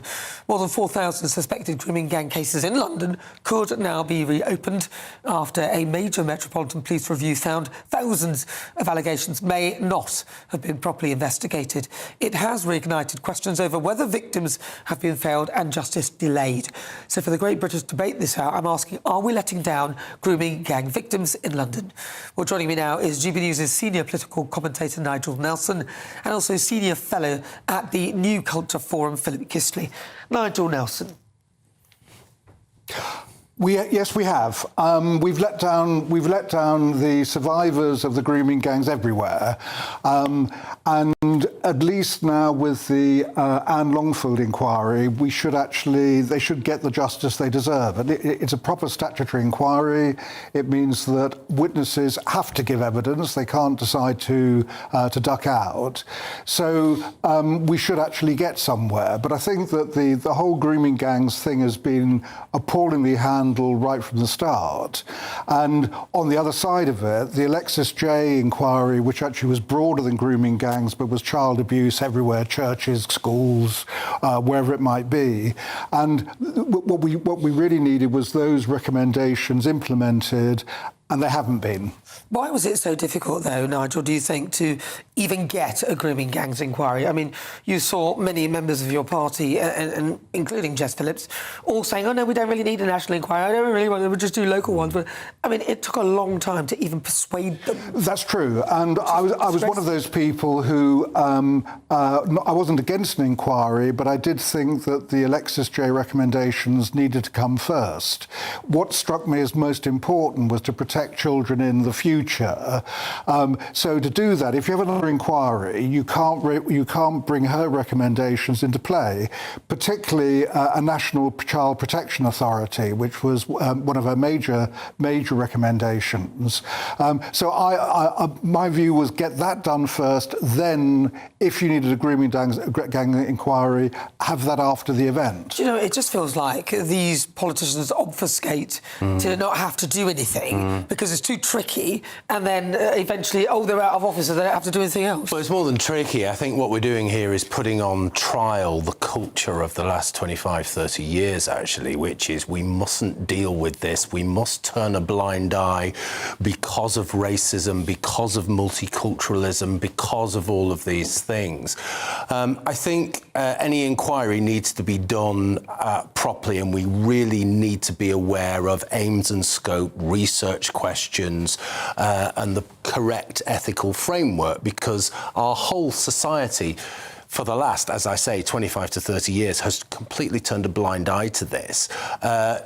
Sadiq Khan, for example, wouldn't even acknowledge the phrase grooming gang. Well, he pretended he didn't know what Suzanne Hall was talking about. So that really does tell us the state we're in. And this is appalling, isn't it? What we're doing is we're saying we're taking this concept of racism, and then we're taking safeguarding, child safeguarding, and we're saying which one is more important. And horribly, our society thinks that being called racist is more important and worse than actually taking a stand and saying, look, there is a cultural trend here. We know that Pakistani men, mostly Pakistani heritage men, have been abusing for decades white working class children. We need to confront that. We also need to confront the detail, Nana. Now, I interviewed last year, I interviewed a survivor from Sheffield, and she was actually groomed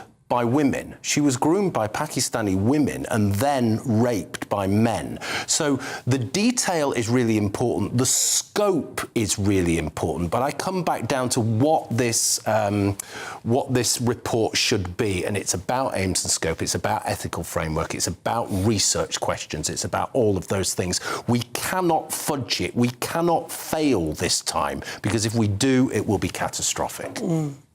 Nigel, what would you say to that? I agree with every word of that, and that's why I think that they will get justice. I mean, I think that everyone now appreciates what a scandal it was. The various points you make about the fact that racism came before child protection is absolutely appalling. What this inquiry, certainly the grounds of the inquiry, seem to be saying is that will not happen again. That they will make sure that those issues are properly looked at. So I think that the people involved will get the justice they deserve now. But it's taken years and years and years to get to this point. Can I just interrupt there? I think there are two issues here around justice. One is the actual, let's call it what it is, rape and abuse, okay? The second one is the denial. So that needs to be dealt with in a robust and appropriate way. Which is what I think this inquiry will do. Yeah. Do you think, though, because we've had inquiries for this and inquiries after that, and I've yet to see an inquiry that results in some real action. I tried to rack my brains. I thought of the infected blood scandal.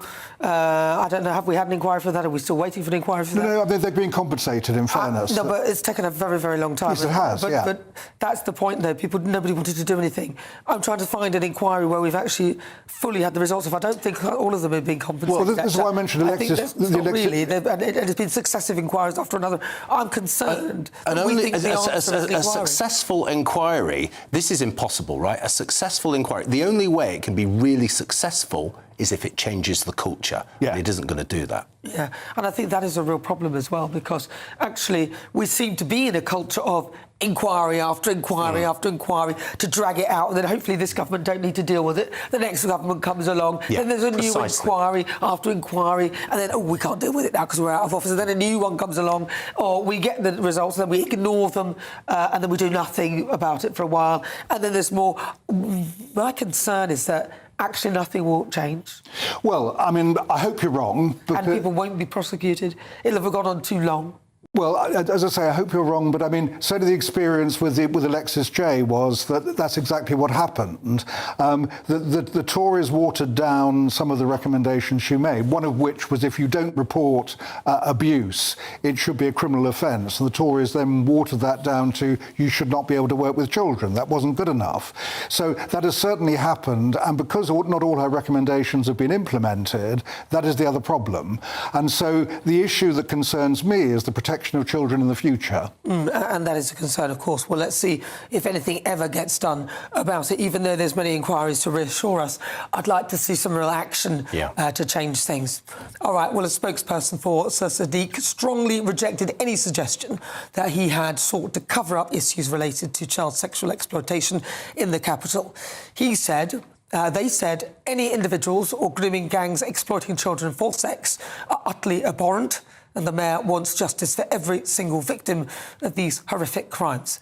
They added the Met and this independent investigation must follow the evidence wherever it leads, and the Mayor will continue to support and hold the Met to account to ensure it does everything possible to tackle child sexual exploitation in London, including grooming gangs.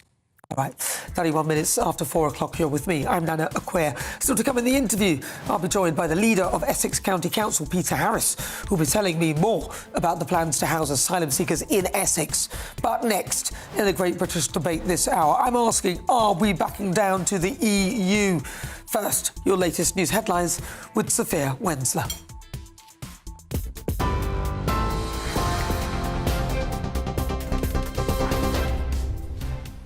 Nana, thank you. Your headlines at 4:31.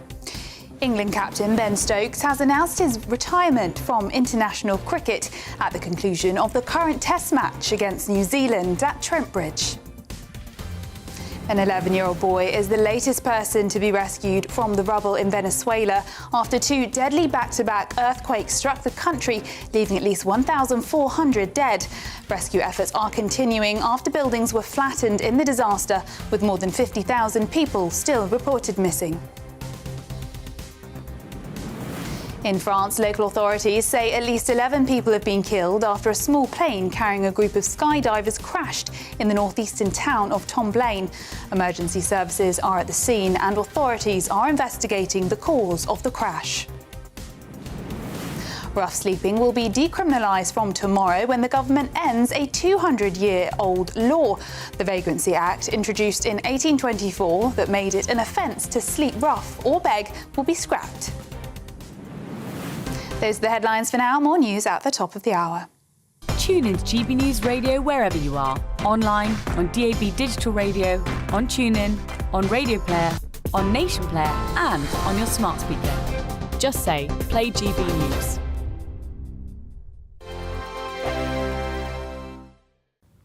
Hello there, good afternoon. Welcome to your GB News weather update from the Met Office.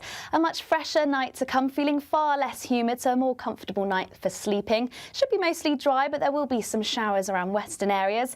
And the reason for that cooler, fresher feel, well, it's all thanks to this front bringing in a slightly different air mass, which has cleared away a lot of that heat and humidity. For a time, it will bring in some cloud and some showers across the southeast, and we also have low pressure to the northwest, which is going to continue to bring some rain across western Scotland, parts of Northern Ireland at times, and some thicker areas of cloud pushing into the west. This could be thick enough to produce some light outbreaks of rain, but otherwise it should be mostly dry, plenty of clear skies across eastern areas, and temperatures widely in the mid to low teens, but actually it's going to be feeling much fresher, far less humid, so hopefully many of us getting a much better night's sleep as we head into the new week. Now, a little bit unsettled across the west of Scotland to start with, some rain here, but quite a bright start across parts of Aberdeenshire. A few showers scooting into coastal areas of Northern Ireland, and some of those will drift into northern parts of England. Also, areas of Wales, southwest England will be fairly cloudy, perhaps some light outbreaks of rain, mostly across the hills. But across central, southern parts of southeast England, it should be a very nice, bright start, and plenty of light winds across on Monday as well. So feeling quite pleasant where we do see any sunshine, but I'm afraid still fairly cloudy across western areas of Scotland, Northern Ireland, perhaps northwest England at times, and just some showers pushing through into these areas. But for many, it should be fairly similar temperatures to what we saw this afternoon, the mid to low 20s, so feeling nice, warm and pleasant in the sunshine. Now, notice behind me there is this area of rain starting to push through later into Monday, and we'll eventually see this continue to push its way eastwards as we head into Tuesday. So some rain, some showers then, but otherwise through this week there should be plenty of bright weather and some warm sunshine. That's it from me. Bye-bye. I've been in Westminster for a long time, but I know that though power may be here, its effect on people's lives is across the whole of the country.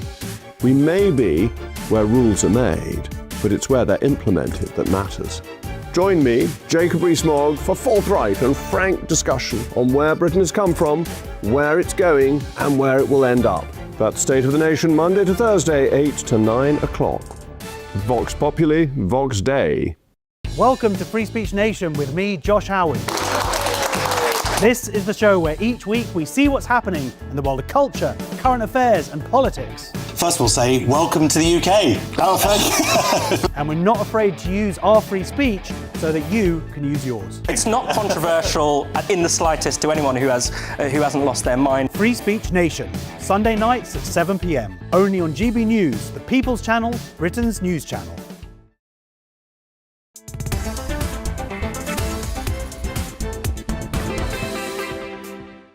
Welcome back. If you just tuned in, I'll say no more about that, but I'll remind you that we start at 3. I'm Nana Akua. This is GB News. We are Britain's #1 news channel. Right, it's time now for the Great British Debate, and I'm asking, are we backing down to the European Union again?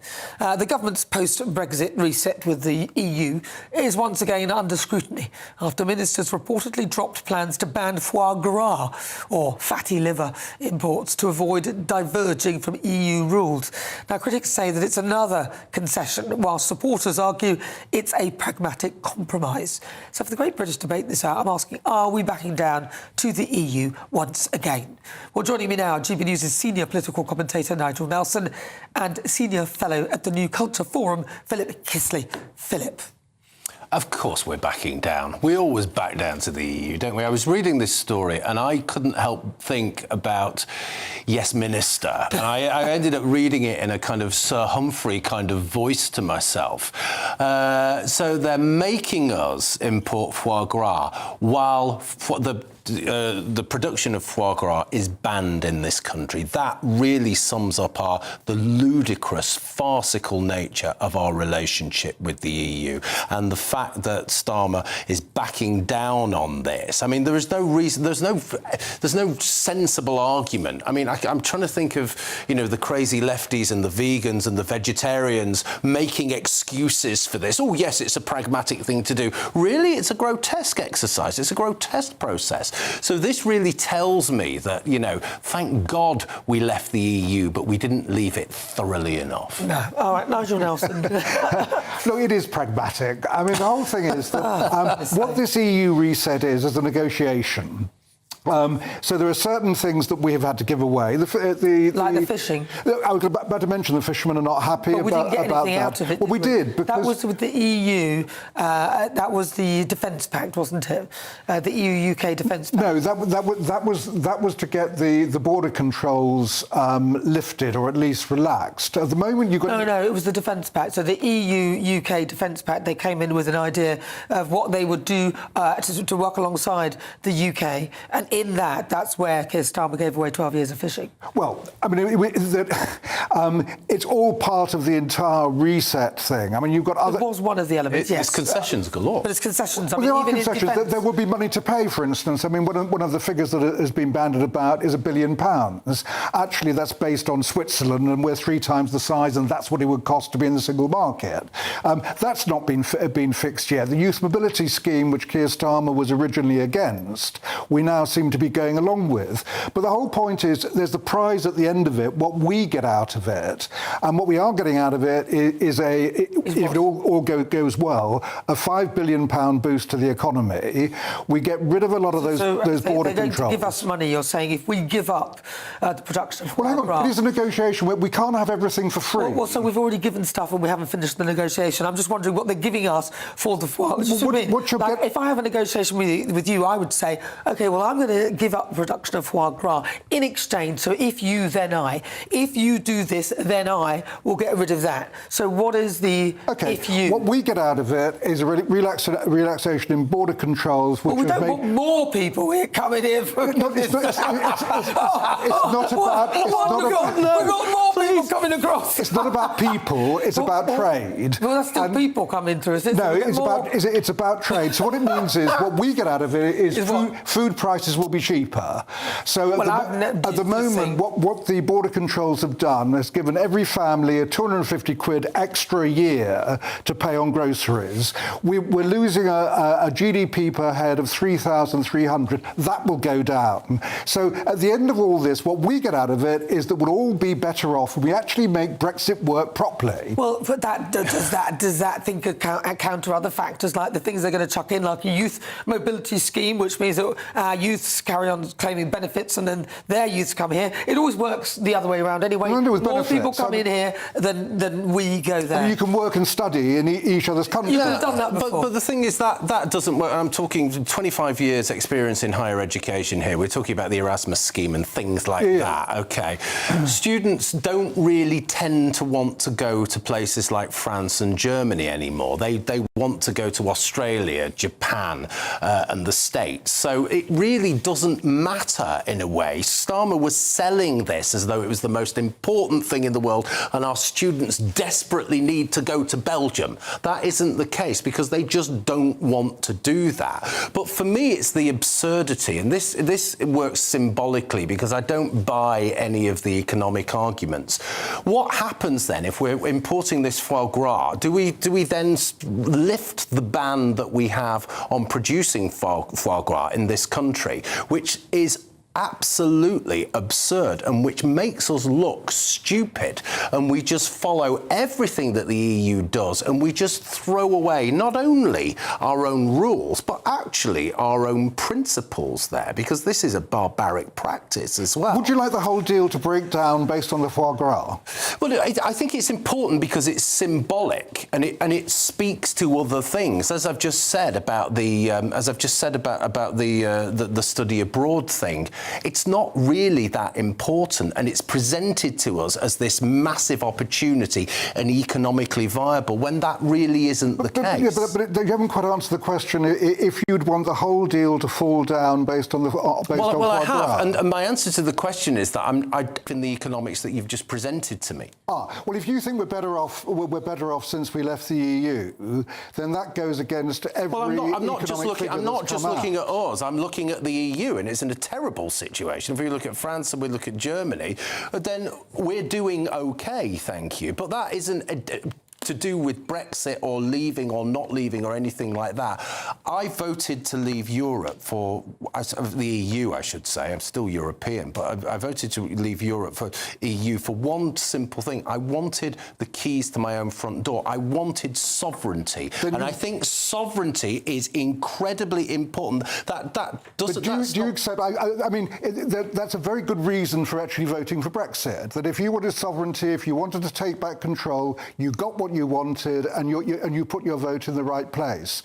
Do you also accept, though, that when we got our sovereignty, there was going to be a cost, and we are now paying the price? No. And there was an economic price to pay. There is a cost to everything, but I don't think we're paying the price of sovereignty. I think we're paying the price of Brexit. No, I think we're paying the price of the blob and politicians sabotaging Brexit, because Brexit never happened. This was always going to be the situation. This was always the situation. So what we need to do is look to ourselves, not look to the EU, look to ourselves and look how we can dismantle the blob, look how we can get the civil service working for ourselves. I agree with you. It's not about foie gras. I'm just pointing that out to signal the absurdity of the situation. What I'm talking about is how we protect ourselves and push back from all of this stuff. All right, well, listen, this show's nothing without you and your views. Let's welcome one of our great British voices there. Opportunity to be on the show and tell us what they really think about the topics we're discussing. Joining us now, David Balme. He's from Watford. David, are we being let down by our politicians? Keir Starmer, is he betraying us with this parting gesture? We've had 10 years of being let down by the politicians. Sorry, can you hear me? Sorry, can you hear me? No? Can you hear me, Nana? I can hear him. All right. 10 years ago, the UK voted to leave by a significant majority. Ever since then, the politicians of both sides have done everything they can do to stop that event happening. When they couldn't stop it, they've been holding up and creating problems that didn't exist. And then when it fails, they go, oh, well, Brexit didn't work because... But it's all down to them. It is Sir Humphrey all over again. It is, yes, Prime Minister. It's everything. I've been waiting for one of the Prime Ministers to do a line about sausages or bananas or straight cucumbers. We've already had released the sausages, actually, to be fair. Yeah, there we go. So, but the whole thing for 10 years has been about nonsense, about not trying to make something that is the democratic wish of the majority. And we still get the same idiot saying, oh, well, you were wrong, you should regret it. I would vote to leave again tomorrow, as I think most people who voted before will vote again, leave again. Well, I think you're right there, David. Most people haven't changed their minds. And I would say, if anything, more people who voted to remain are now thinking, God, the EU are terrible. But anyway, thank you, David Balme. Always a pleasure. He's there in Watford. All right, stay with us. But first, if you're in search of some holiday fun, then maybe stay here. But here's the forecast in Europe.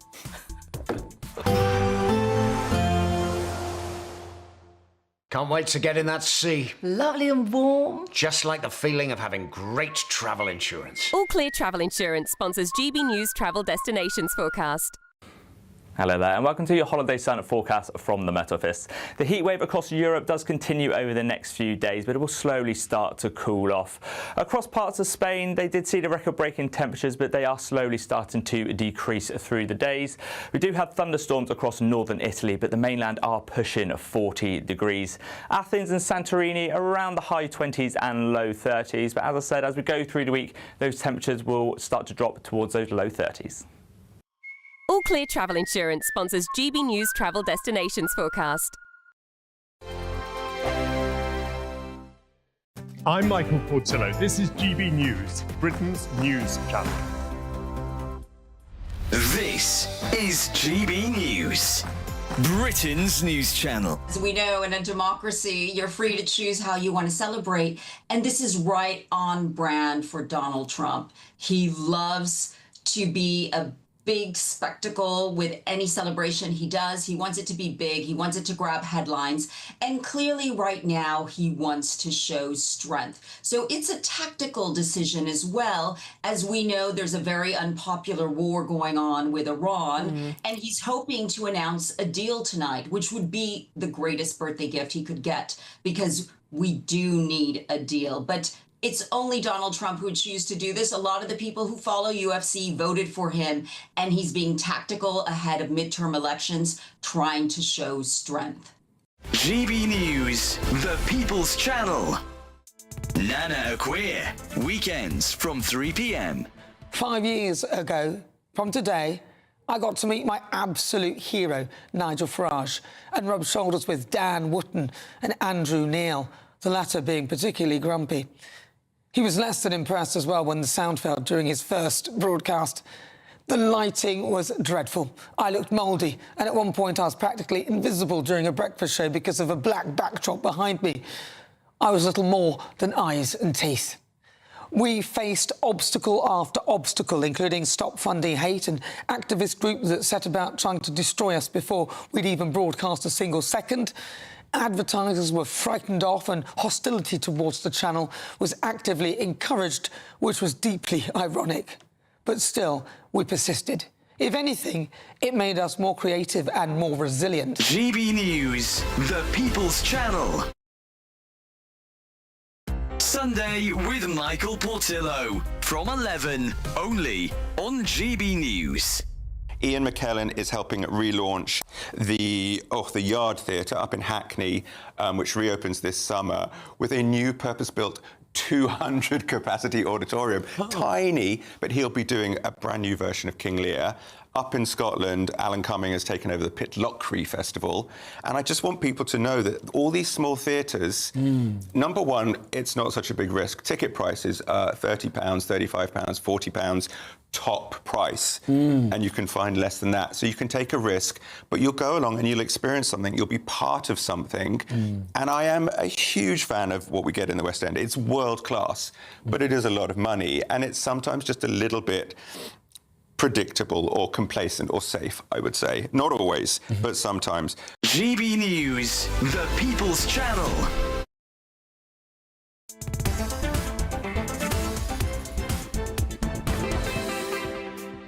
Hello, good afternoon. Welcome to GB News, Britain's #1 news channel. I'm Nana Akua. Now, Prince Harry is reportedly considering planning to bring his wife and children to the UK next month after his request for taxpayer-funded police protection was rejected. The Duke of Sussex was set to bring his family for the first time in 4 years. Well, joining me now is former royal gardener to King Charles, Jack Stooks. Jack, welcome to the programme. Now, Jack, Hi. You heard what I thought earlier, and you heard Di Davis as well. He agreed with me. What are your thoughts on the whole protection issue? Do you know, Nana, this hasn't gone away, and Harry hasn't bought the family for that very reason. Now, I think Harry was under the understanding that there was going to be protection in place this time, and that's why he was bringing his family. I think that the reason he wanted to bring his family is they're now old enough to remember a journey over to the UK, to see where he was brought up, you know, to see how he was brought up. I believe that I think plans were in place for him to want to take the children to go and see where the Princess of Wales was buried. I think that was planned for the 10th and the 11th, I believe, for next month. But now, you know, the span has been thrown into the works now that we don't know what is going to happen. We don't know if Harry's going to come on his own, which it will be sad, I think, for the whole family, because it just puts something negative in place on top of this sort of carry on that we've seen for years and years. And you know, I do think that Harry and Meghan are trying to do right now. I think that they probably are aware that they did make mistakes with the book and with all of the interviews that they were doing. But I do think that they are trying to smooth things over with the family. You know, I think they do miss the family. Harry announced the sort of itinerary for his trip before he'd received the results for his request for protection. So it sounds almost like, almost in a way, that it was a forcing of it. Well, we also know that he's been offered accommodation in a royal residence. Now, we don't know which residence that is. Presumably, it's Kensington Palace, where there may be a spare apartment available. Or, you know, there's, as we know, there are now quite a few empty homes at Windsor. So it could even be a home in Windsor. But, you know, I think what would have been nice is for them to be able to come over, for them to show the children off to the grandparents, you know, just try and sort of put an olive branch out and say, look, here we are, here the family, this is your grandfather, and I think that's what he wants to do. But they could do that, Jack. They could do that privately. So do you think that actually it is unfair? They should have had the protection? And Nana, I do think they should have protection. You know, nobody in the royal family protection, wants to the Ravik protection, because they'll have some protection, but Ravik, the specifically I think we've got to remember that that Harry is the son of the King of England. So with that in mind, you would think that there would be protection for him. I don't think that it's an unreasonable ask of Harry to say he wants some protection, because they are quite high up in line to the throne of England. But he will get protection, but he just won't get Ravik, which is the royal protection. Yeah. Do you think he should have that? I think he should be allowed royal protection. When we see who else gets royal protection, and, you know, like we see government come and go, and I mean the governments that we've seen come and go over the last few years are quite many, and they all get protection for the rest of their lives. So I do have to leave it there. Thank you, Jack. Really good to talk to you. Well, Charles says, I'm sorry, Nana, but I have to disagree with you. Harry is the King's son, and that cannot be changed. His children and the King's grandchildren must have protection. All right. Well, stay with us. Loads more still to come after this.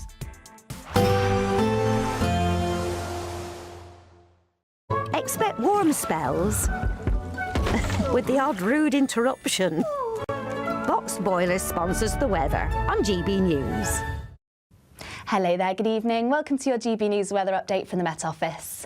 Lots of dry weather around as we head into Monday. Warm, but certainly not feeling quite as humid as it did last week. And there will be the odd shower or two, and that remains the same as we progress into this evening. Low pressure towards the northwest. This at times bringing in some rain and showers, particularly across western areas of Scotland and at times across Northern Ireland. And quite blustery across the Western Isles as well. A chance we could see some coastal gales around exposed coasts. A bit of cloud pushing into the west at times. This might just be thick enough to produce the odd light bit of rain and drizzle, but otherwise rather dry. Plenty of clear skies across eastern England, and you'll certainly notice a difference in the feel of the air. Not feeling quite as humid overnight, much more comfortable to sleep in, and temperatures widely in the mid to low teens. So across Scotland to start off the day, any strong winds across the west soon easing away. Still plenty of showers though. A little bit dry across the far north and northeast of Scotland. A few showers just creeping into coastal areas of Northern Ireland, but elsewhere across England and Wales it should be a mostly dry and bright start, though perhaps still some patchy cloud around Wales, southwest England, also across northwest England as well. But this should mostly lift and break through the course of the morning, allowing plenty of bright, if not sunny spells. Winds around Scotland should soon ease away, so light winds across much of the UK, and so where we do see the sunshine it will feel rather nice and pleasant. Certainly not feeling quite as humid, but still very warm in that sunshine, temperatures reaching around 23 to 24 degrees Celsius. Quite a different day ahead as we head into Tuesday, rather unsettled. We could see some rather heavy downpours at times across parts of the north, these potentially turning rather thundery, and some heavy showers moving elsewhere across England and Wales by the time we reach the afternoon. The best of the brightness certainly across parts of the southeast, and we'll see a mix of showers, also some brighter interludes into next week, but also plenty of warm sunshine. Expect warm spells with the odd rude interruption. Box Boilers sponsors the weather on GB News.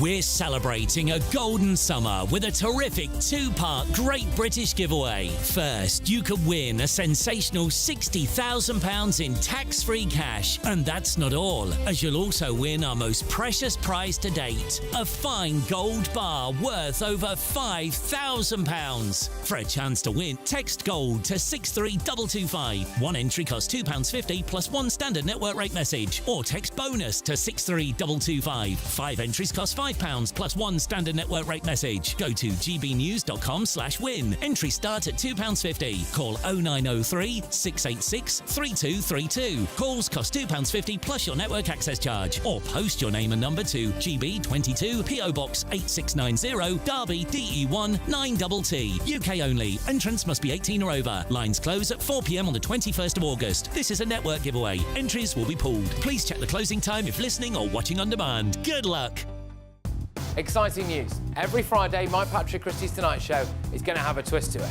We're welcoming some special guests. You. That's right, on Fridays I'm going to be doing my show in front of a live studio audience because this show is about you and what you have to say. It's going to be the same big debates, same big topics, same big opinions.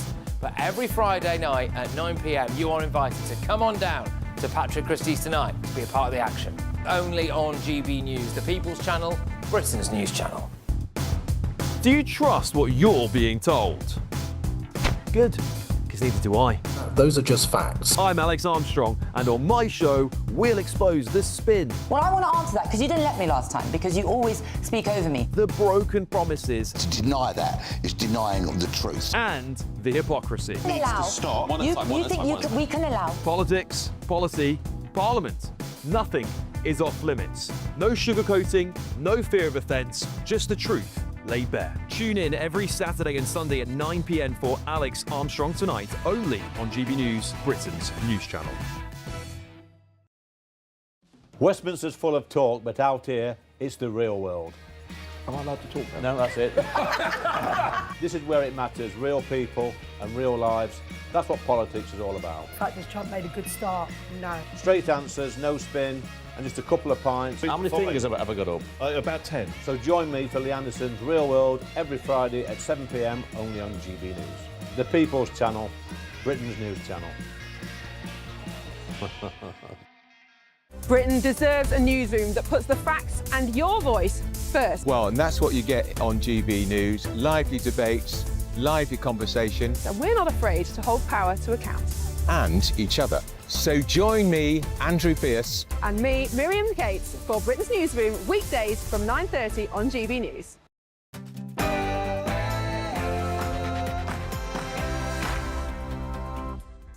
Hello, good afternoon and welcome to GB News. We're live on TV, online and on digital radio. It is 5 o'clock. I'm Nana Akua. For the next hour, me and my panel will be taking on some of the big topics hitting the headlines right now. This show is all about opinion. It's mine, it's theirs, and of course it's yours. We'll be debating, discussing, and at times we will disagree, but no one will be cancelled. So joining me for the next few hours, GB News' senior political commentator Nigel Nelson, and also senior fellow at the New Culture Forum, Philip Kisley. So, in my niggle... Had we not got out when we did... Our security was being pulled. Everyone in the world knew where we were. I said that we need to get out of here. Yes, Harry and Meghan are heading back to the UK, but guess what? They want you to pay for their security. If you missed my niggle, you can catch it on gbnews.com and on our YouTube channel. And in my Great British debate, Keir Starmer has unveiled his defence investment plan, which means that more drones and fewer battleships. Will this make Britain's armed forces fit for the 21st century, or are we doing defence on the cheap? My pod is live on gbnews.com. Please head over there, cast your vote. Coming up in the interview, as councils all over the country are facing being landed with thousands of illegal migrants, I'll be joined by the leader of Essex County Council, Peter Harris, who has told the Home Secretary enough is enough. But before we get started, your latest news with Sophia Wensler.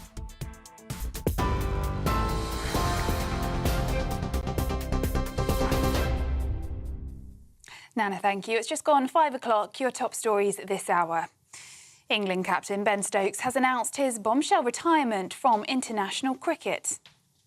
There's something that I know is going to happen over the next 2 days, which is going to be, this is my last 2 days as your captain, and my last 2 days as representing England. Reasons can wait. Why? Stokes issued a statement shortly before tea on day 4 of the decision third test against New Zealand, having informed his teammates in the dressing room at Trent Bridge before the start of play.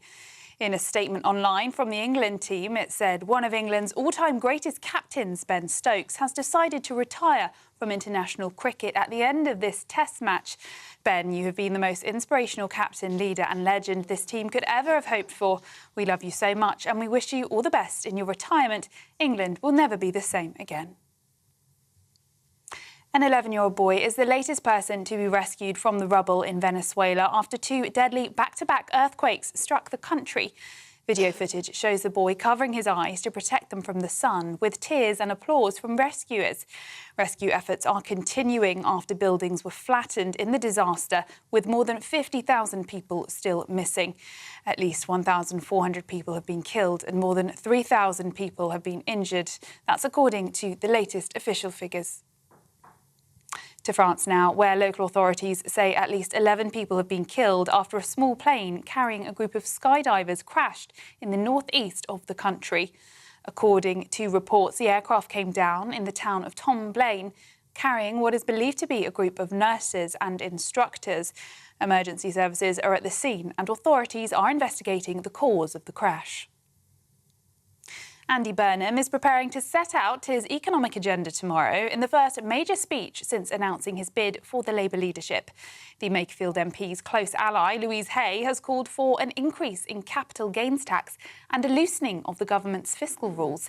It all comes amid speculation over who will become Chancellor in an Andy Burnham government, with Pat McFadden emerging as a leading contender. Also rumoured to be in the running are Energy Secretary Ed Miliband and former Health Secretary Wes Streeting. The UK's Royal Marines are set to receive a £500 million funding boost as part of the government's long-awaited defence investment plan. It will cover new high-speed boats, strike drones and advanced technology, with a focus on strengthening Britain's presence in the Arctic amid growing Russian activity. Outgoing Prime Minister Sir Keir Starmer is set to release the spending plans ahead of the NATO summit next month. The Met Police could be forced to reopen thousands of grooming gang cases, according to The Telegraph. Scotland Yard has been carrying out a major audit of group-based sexual abuse in London, dating back to 2010. It's amid concerns that victims have been denied justice. They have identified more than 4,000 cases that may need to be re-investigated. The revelation comes despite the Mayor of London, Sadiq Khan, previously claiming there was no indication grooming gangs were operating in the capital. A 34-year-old Somali-born man has been arrested on suspicion of attempted murder after a car hit several people on a busy shopping street in West London. 5 people were injured, with 3 taken to hospital following the incident on Ealing Broadway yesterday afternoon. The incident is not being treated as terror-related. Prince Harry is reportedly reconsidering bringing his wife and children to Britain after learning they will not receive police protection. The Duke and Duchess of Sussex had intended to come to the UK for 5 days of events relating to his Invictus Games and charity patronages in early July and planned to bring Prince Archie and Princess Lilibet with them. But according to The Telegraph, the Duke was informed that his application for a security package for the visit had been denied just days before they were due to leave, leaving him to reconsider the family's next steps. Those are the latest GB News headlines. Now it's back to Nana.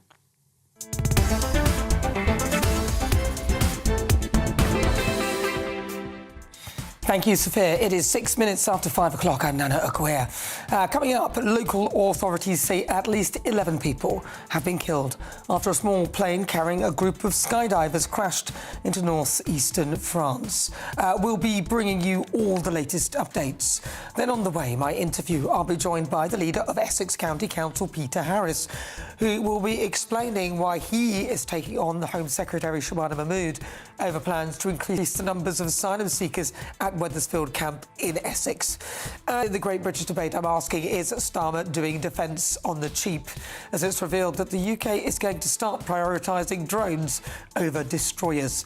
That's all coming up. As ever, send me your thoughts, post your comments, gbnews.com/your say.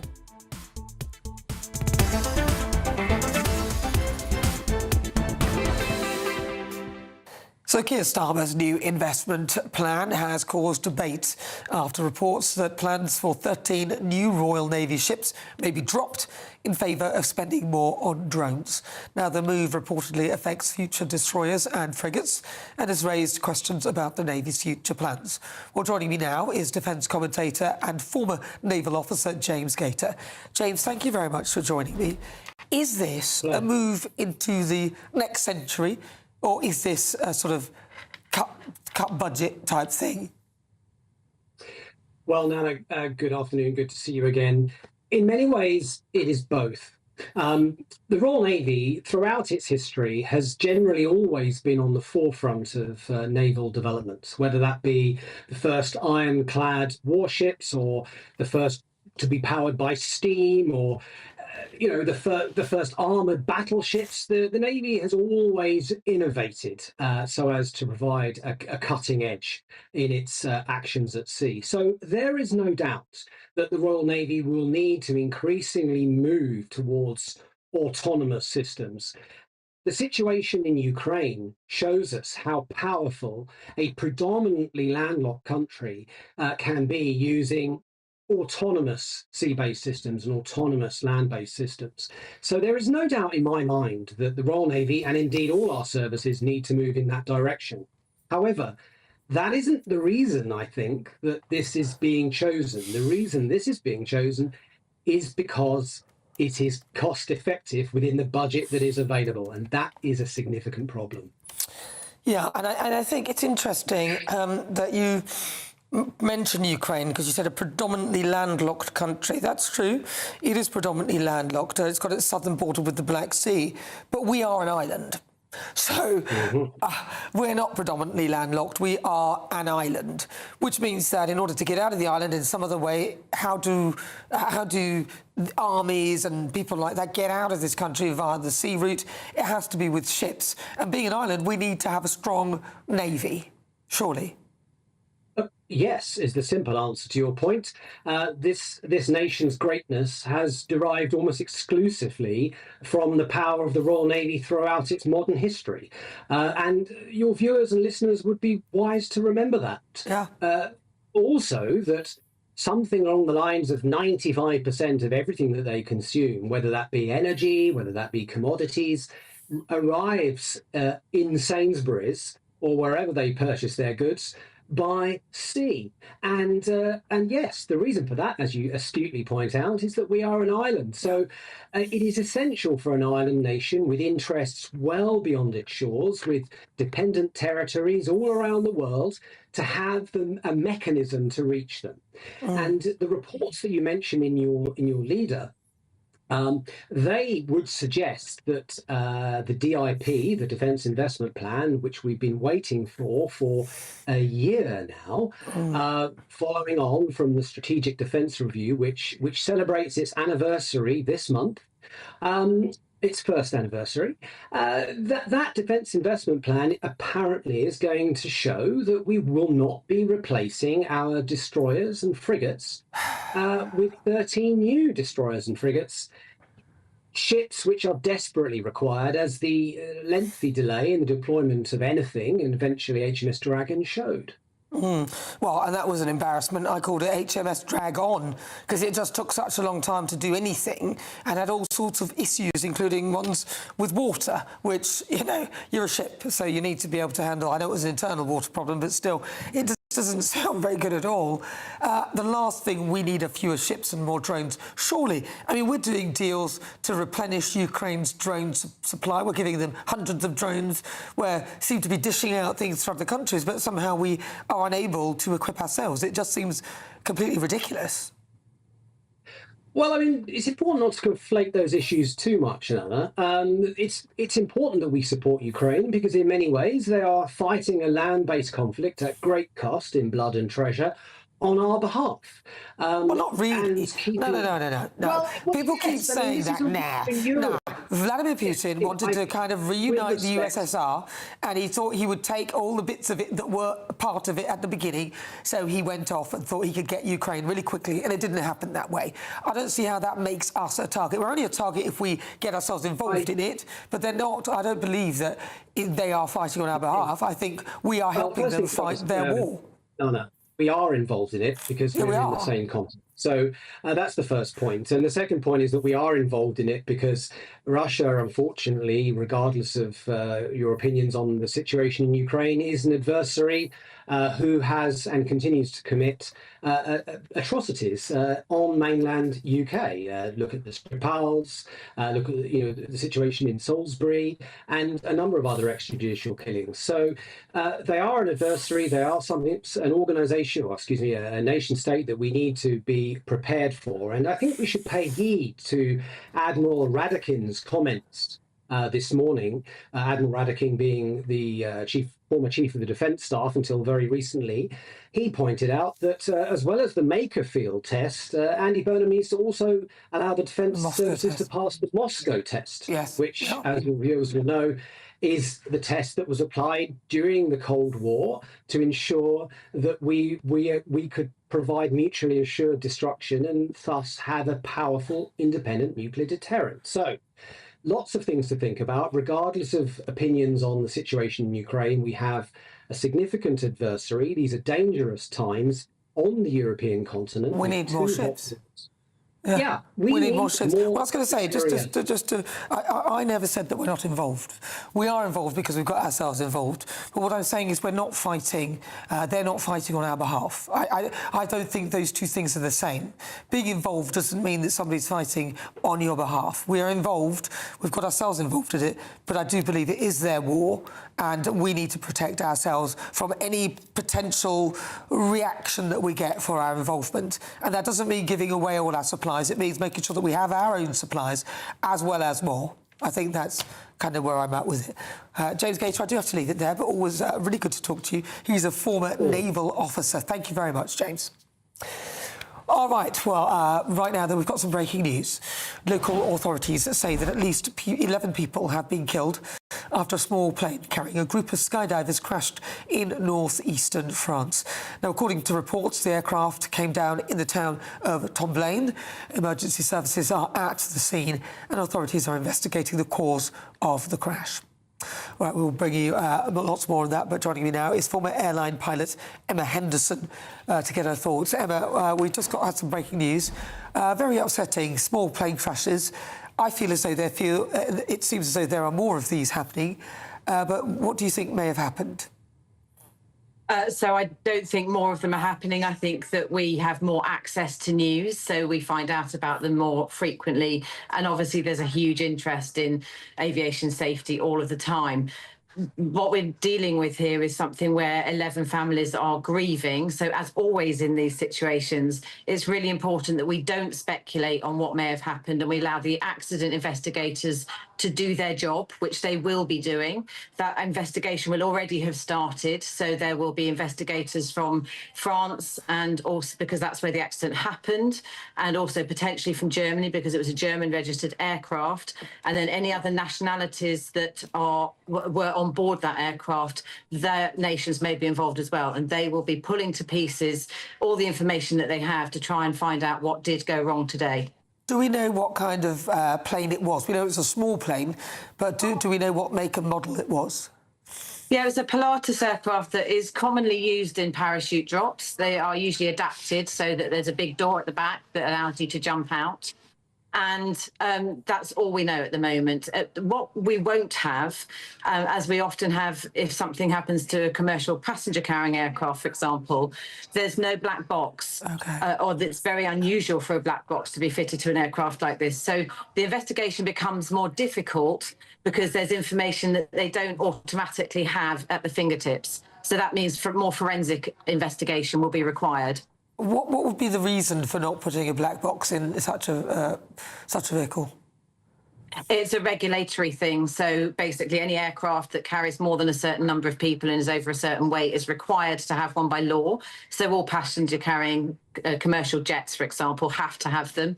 But any light aircraft, as this would be classified as being, it's not. It's just not required. Why would that be? Do you know? I don't actually know the specific reasons why they're not required on light aircraft, but the reason they are required on larger aircraft is because the systems are more complicated, so there's more data to gather. In a light aircraft like this, they'll be looking at things like what was the state of the cables, for example, that connect the flight controls to the flight control surfaces. Were they intact? Do they look like they had ruptured beforehand?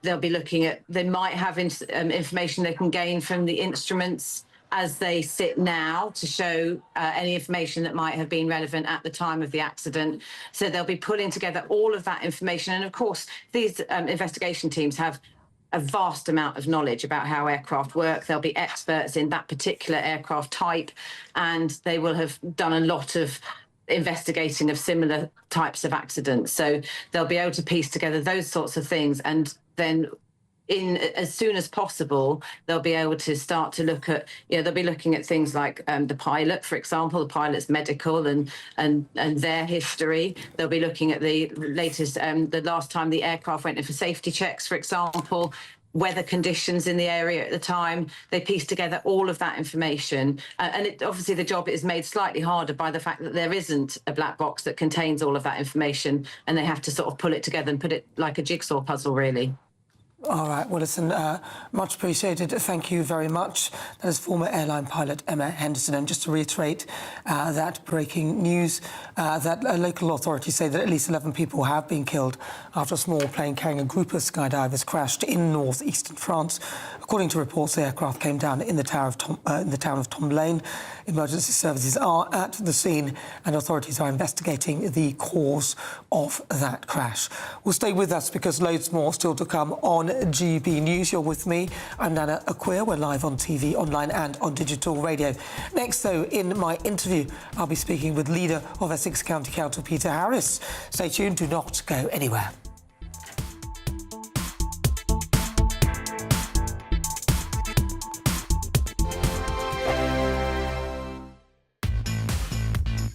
Five hosts, 5 opinions, 5 fearless debates, 5 unfiltered takes on the day's news. 5 reasons not to be anywhere else on Saturday night. This is the Saturday 5. You got me good there. Britain's biggest Saturday night TV show. It's not a bad brand. Yeah. Uncensored. Very, very, very easy tonight on the unpredictable. What did she say? Can you translate it for us? And always entertaining. And how can a country go from being led by William Wallace Saturday nights from 6 p.m. only on GB News, the People's Channel. Britain's news channel. You're going to want to stay tuned, trust me. Welcome to Free Speech Nation with me, Josh Howard. This is the show where each week we see what's happening in the world of culture, current affairs and politics. First we'll say, welcome to the UK. Oh, thank you. And we're not afraid to use our free speech so that you can use yours. It's not controversial in the slightest to anyone who hasn't lost their mind. Free Speech Nation, Sunday nights at 7 p.m. Only on GB News, the People's Channel, Britain's news channel. Breaking news, live updates, stories that matter. From the heart of the GB newsroom to every corner of Britain, with our team of dedicated journalists across the UK. GB News bulletins are there to deliver the latest news that matters to you. Bulletins on GB News, the People's Channel, Britain's news channel. Some people enjoy lazy Sunday mornings, but not me. What's the truth of the matter? So that's a very live question. Would you support him if he waters down these plans? Before the spin sets in, I'll be getting to the truth. This is personal. No soft questions, no easy answers. It's one thing if the state has rules in this country. It's another thing whether the police and others actually police them. Setting the agenda and holding those in power to account. You can't really blame her if the system is set up this way. You will not want to miss it, trust me. The Camilla Tominey Show, Sundays from 9:30, only on GB News.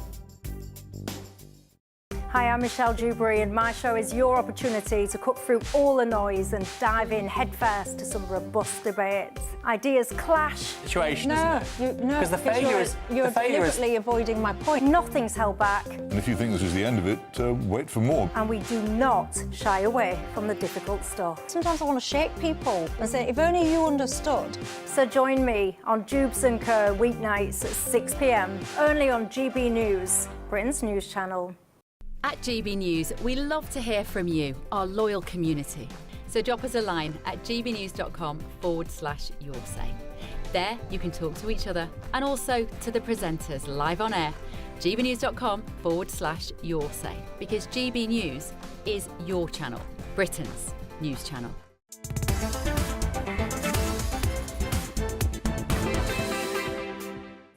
Good afternoon and welcome to GB News. We're live on TV, online and on digital radio. I'm Nana Akua. If you just tuned in, welcome. Welcome. But you know, it's 3 o'clock, that's when we start. But right now, it's time for this week's interview. And my guest has become one of Reform UK's most influential local politicians after taking control of Essex County Council. Now he's taking on the government over plans to expand asylum accommodation at RAF Wethersfield, accusing ministers of treating Essex as a dumping ground for failing asylum system. But is he standing up for local communities or simply playing politics? Well, I'm pleased to say that I'm joined in the studio by Reform UK's leader of Essex County Council, Peter Harris. Peter, OK, so good to talk to you. Thank you for coming in. How concerned are you about what is happening in Essex with regard to illegal migration? Very, very concerned. Yeah, we were elected to stand up for the people of Essex and to deliver what's best for them. I've spoken with many, many residents over several months about this, the concerns there. I've visited RAF Wethersfield site on a number of times, and it is deeply, deeply concerning. And there are some absolutely horrific stories from local residents. There really are. See, now, I, the other day, interviewed a Liberal Democrat councillor, and, I think he was an MP, actually, and he was basically saying, oh, yeah, we obviously support asylum seekers and everything, but not in my backyard. And a lot of people might say to you, well, do you support the asylum system, and where else should they go? The problem we've got here is, it's in the wrong place. We've got a small village. They all say that. But this also affects the whole of Essex. Unbelievably, we pay for buses or minibuses to actually bus these migrants, asylum seekers, into places like Colchester, Chelmsford, Braintree. So it affects a much wider area. And, you know, there wouldn't be as much concern if we actually kept the gates of this RAF centre closed. But we don't. We allow them free range to come in and out. We don't know who these people are. These are all men. Of a certain age. They don't speak English very well, if at all. We don't know who they are. We don't know what their intentions are. They're a different culture to us. They don't respect our women, and there are some real concerns. Many of the residents have said to me as well. They've caught it on CCTV. They've caught some of these going around their gardens, opening sheds, trying their doors and windows. There is a fear right the way through the village, but it's also in a much wider area across Essex as well, including those sort of 3 big towns and cities that I said. But what about, there'll be some people who are genuinely fleeing asylum. I think the number is fleetingly small, to be honest. We all know that there is the small boat whole thing. The majority of them come on small boats. And I'm sorry, but I'm not going to try and sugarcoat it and pretend, oh, well, most of them are fleeing the safety of France. They're fleeing the safety of France. Well, of course they are, and of course these are all doctors, engineers, and nurses. And of course that's who they are. But the reality of it is very different. There is crime that is generated from these centres, as these camps. There is sort of theft going through shops, etc. We've had one woman recently punched in the face. There's a court case going on at this moment in time. Somebody's been stabbed with scissors inside the asylum centre, trying to get information as to the extent of the crime and the problem is difficult. But I'm glad to say that the Home Office have agreed to meet me next week. OK, good. Well, I'll be representing the views of residents, and I will also be speaking with our Police, Fire and Crime Commissioner and our Chief Constable at the earliest opportunity. And what will you be saying to the Home Office? What will you be telling them? Well, I'll be explaining to them the issues and representing the people of Essex to say, these are the concerns, this is the real sort of reality and the issue there. But I want them to actually tell me what are they going to do to protect the people of Essex, particularly the women and the children. The bit I don't get, Peter, and if anyone had said to you, let's just chuck a load of mostly men, and it's all men, of a certain age, sort of between, let's call it 18 to 45, 18 to 50, let's chuck them all in to a space where they can now run freely. We don't know who they are. We don't know really where they're from because they could be lying. And then let's bust them in and out of town and let them stay there for some time, and we'll pay for all the privilege. That wouldn't fly. What is really, really upsetting with this as well is the fact that, we've already got overstretched services. And, I mean, I'm an ambassador for a veterans charity, homeless charity. Our veterans are treated appallingly, and yet we have the migrants that go there get, free meals a day, they get looked after, they've got free access to dental care and health care, etc. And it seems that they go straight to the front of the queue with all of that when, our people in Essex and, as I said, our homeless, particularly our veterans, seem to be at the back of the queue. And that's just not acceptable. And I think there's a real amount of fear and upset. This government have a failed immigration system. We've heard time and time again, smash the gangs. We haven't heard it of late, and it's simply that they have failed. And the only way to deal with this is to repeal the Human Rights Act, to leave the ECHR, and to detain and deport the migrants. But in the meantime, there must be a way, because other countries, say, for example, Greece, they don't allow the migrants to run freely like that. When I spoke to somebody in Greece, he said, no, we keep them locked up to stop them from coming over to you. That's what he said. And they're within the ECHR, they're part of Europe. How is it that they are able to interpret the ECHR in a manner that allows them to detain and keep people secure? Would you be more comfortable if the people were there but not allowed to roam around? Would that now be acceptable? I think it would make us more comfortable, yes. I mean, the fact that they've now increased the number of migrants that are going to be in there by 55% over the 800 that was the maximum to 1245. So it's 60% over the current number that are there. But now they've made that number permanent. I think is just an outrageous thing. And there's no end in sight. There's no end in sight. And we've heard that, there possibly could be another scheme that might be introduced that could actually make this problem even worse. Well, why would it, if Shabana Mahmood is proposing, I'm presuming you're talking about Shabana Mahmood's new scheme to provide safe and legal routes for many of the migrants who are coming from some of the countries that they're coming from to this country, and they're using the boats. Why would that, in your view, make the problem worse? Well, it's just going to make the whole migrant situation wrong. Well, I think that there'll just be more and more people into the country that just don't actually, want to be here. They don't want to be here. They don't actually believe in becoming a British citizen. They don't actually believe in our culture, and I just think that it will make people feel very, very uncomfortable, even more so. When these illegal migrants or asylum seekers are dropped off into places like Colchester, I've seen it with my own eyes. I've seen women and children walk past, very, very uncomfortable. There are lots of things that are said, and it's just plainly wrong. Well, look, I don't support Shabana Mahmood's plan.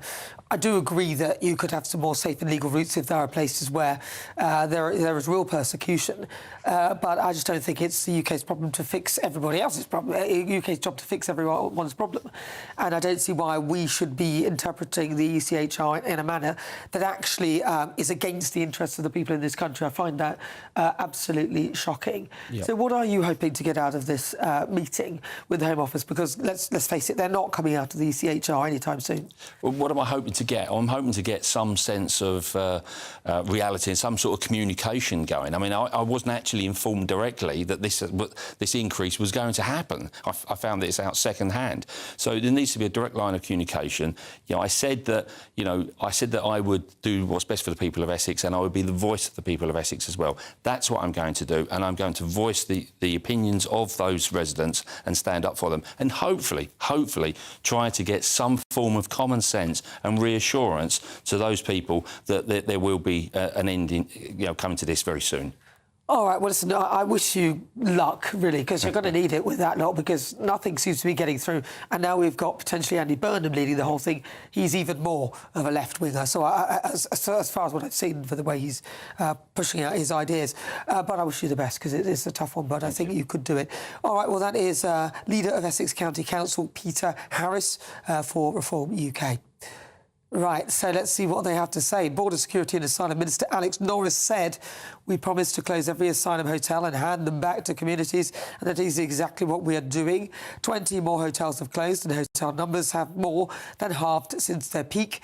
Instead, we're moving asylum seekers into ex-military sites that are a far cry from the hotels the last government left us with. This is a system being brought back under control, and we will not stop until the job is done." All right, well, stay with me. I'm Nana Akua. This is GB News, 32 minutes after 5 o'clock, and still to come in the Great British Debate this hour. I'm asking, are we doing defence on the cheap? You'll hear the thoughts of my panel, GB News senior political commentator Nigel Nelson, and also senior fellow at the New Culture Forum, Philip Kistley. But first, your latest news headlines with Sophia Wensler.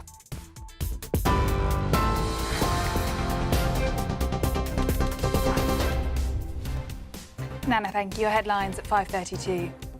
England captain Ben Stokes has announced his retirement from international cricket at the conclusion of the current Test match against New Zealand at Trent Bridge. In France, at least 11 people have been killed after a small plane carrying a group of skydivers crashed in the northeastern town of Tomblaine. It's being reported the aircraft fell vertically and came down, killing all on board after a suspected malfunction. An 11-year-old boy is the latest person to be rescued from the rubble in Venezuela after 2 deadly back-to-back earthquakes struck the country, leaving at least 1,400 people dead. Rescue efforts are continuing after buildings were flattened in the disaster, with more than 50,000 people reported missing. England have beaten Panama, scoring 2-0, which means they're now qualified for the World Cup knockout stages. Elsewhere, Scotland's manager has stepped down after his side crashed out of the World Cup. Those are the headlines for now. More news at the top of the hour. Tune in to GB News Radio wherever you are. Online, on DAB Digital Radio, on TuneIn, on Radio Player, on Nation Player and on your smart speaker. Just say, play GB News.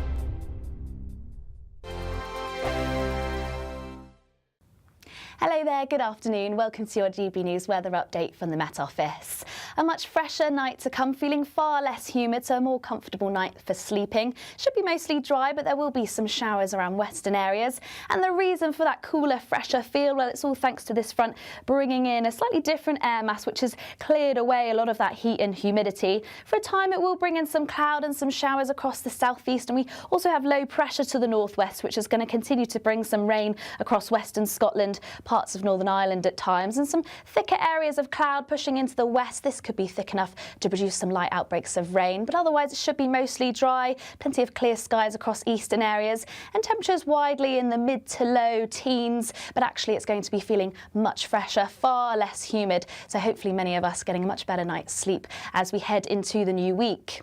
Now, a little bit unsettled across the west of Scotland to start with, some rain here, but quite a bright start across parts of Aberdeenshire. A few showers scooting into coastal areas of Northern Ireland, and some of those will drift into northern parts of England. Also, areas of Wales, southwest England will be fairly cloudy, perhaps some light outbreaks of rain, mostly across the hills. But across central, southern parts of southeast England, it should be a very nice, bright start, and plenty of light winds across on Monday as well. So feeling quite pleasant where we do see any sunshine, but I'm afraid still fairly cloudy across western areas of Scotland, Northern Ireland, perhaps northwest England at times, and just some showers pushing through into these areas. But for many, it should be fairly similar temperatures to what we saw this afternoon, the mid to low 20s, so feeling nice, warm and pleasant in the sunshine.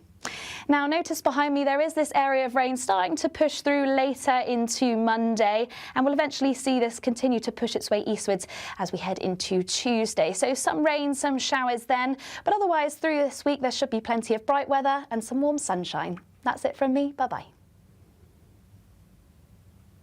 Exciting news. Every Friday, my Patrick Christie's Tonight Show is going to have a twist to it. We're welcoming some special guests. You.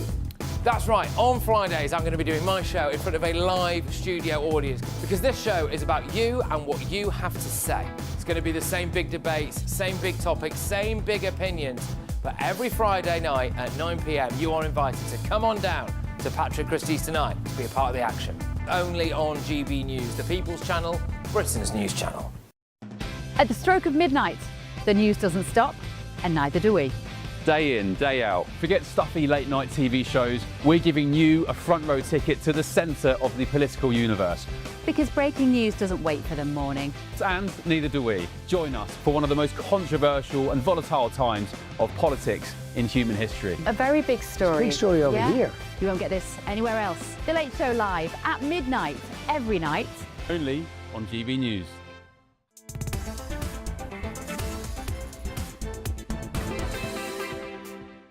Good afternoon, 37 minutes after 5 o'clock. Welcome on board. This is GB News.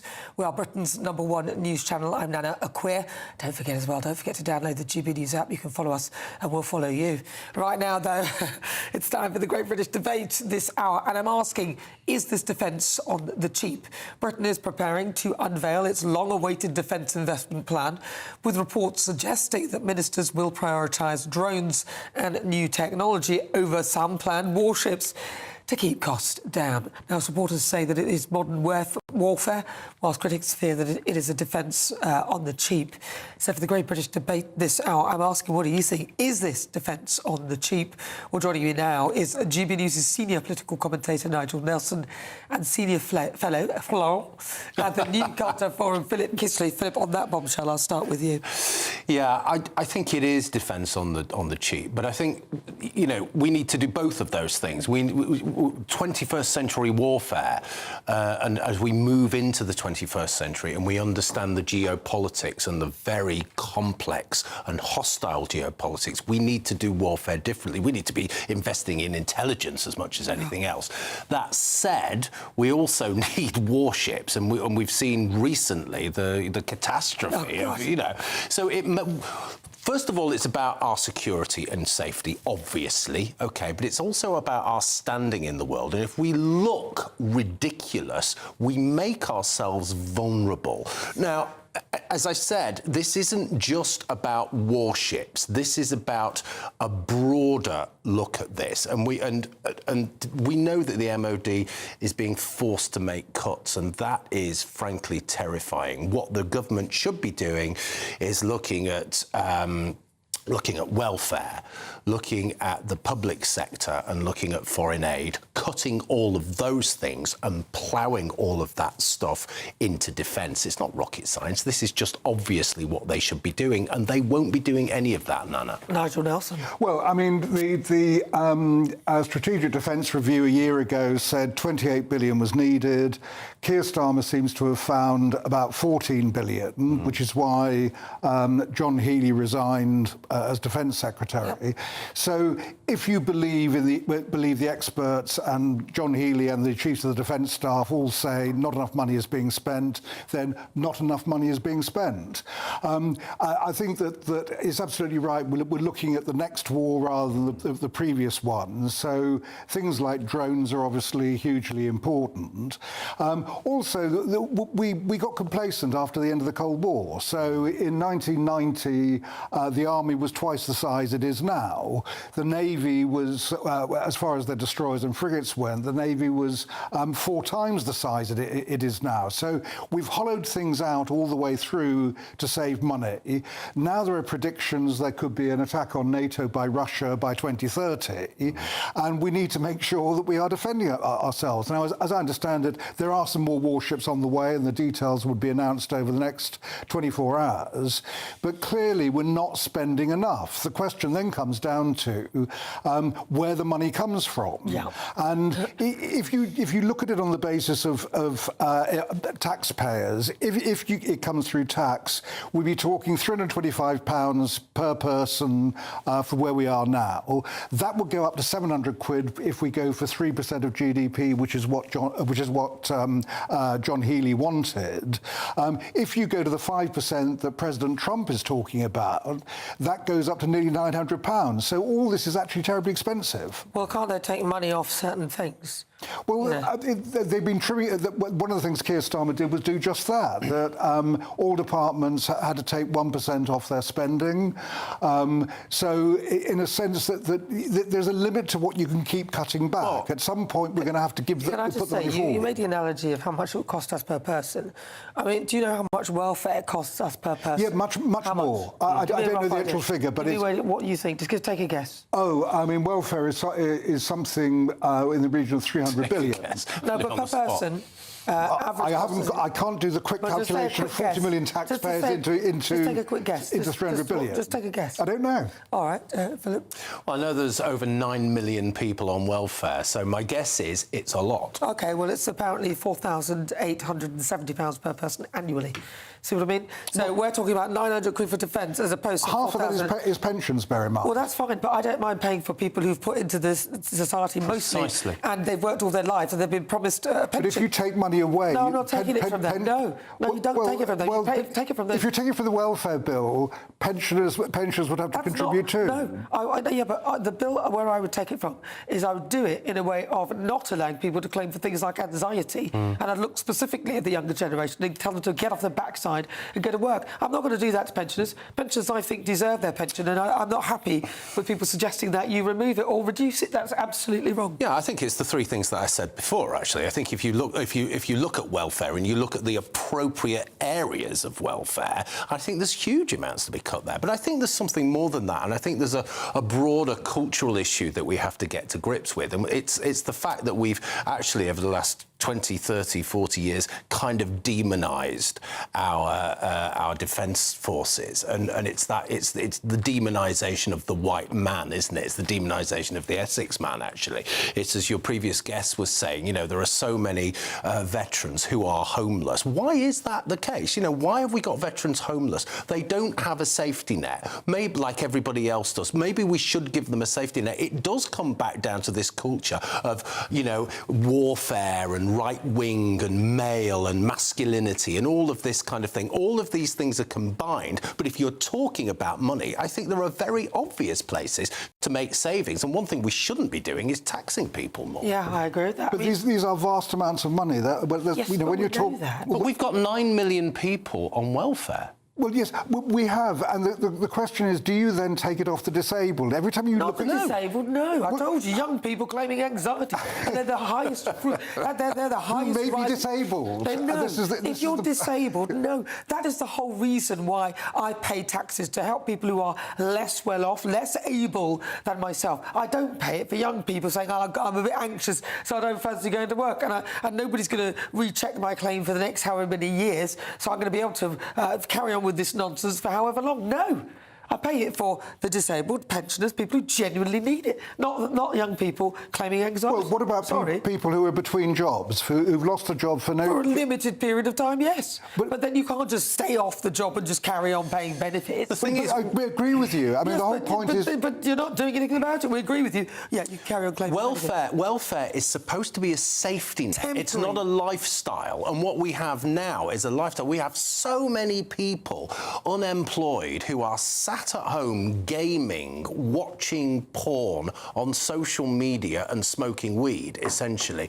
Now, that is... well, I mean, look, you could improve that, so I'm not going to let that go. I mean, look, seriously... I think that is happening quite a lot, and the research shows us that, But the research shows that they might not be doing all of that, but they are gaming the system. And we know that. We've seen how many people on TikTok say, hey, this is how you do it. If you want to... There are many people in this system who are not taking advantage. Sorry, can I just clarify? I'm not having a go at that. What I'm saying is that the welfare is just too easy, and you know, if you're disillusioned anyway, then you will fall into that trap, and you can do all sorts of other things to keep yourself busy. I'm not having a go at these people. What I'm saying is the priorities are wrong, and it is not a lifestyle. Final word, Nigel. Well, I mean, I still come back to the point that we've got to start thinking about not just taking money away from people, but actually contributing money to defence. If we believe this country needs money from welfare and other places where it really is. Why are we so against taking it against people who are earning? I'm not taking up. Well, because they're paying so much tax already, Nigel. Well, yeah, but the people you want, it's the most vulnerable you want to take it away from. No, the people who as are opposed to people who can afford it. Anxiety when they need to get off their backside, get a job, and pay some tax. That's what I'm saying. And I don't think I've minced my words at all. Thank you, Nigel. Thank you, Philip. All right, stay with us if you're in search of some holiday sun. Here's the forecast for some of the top European destinations.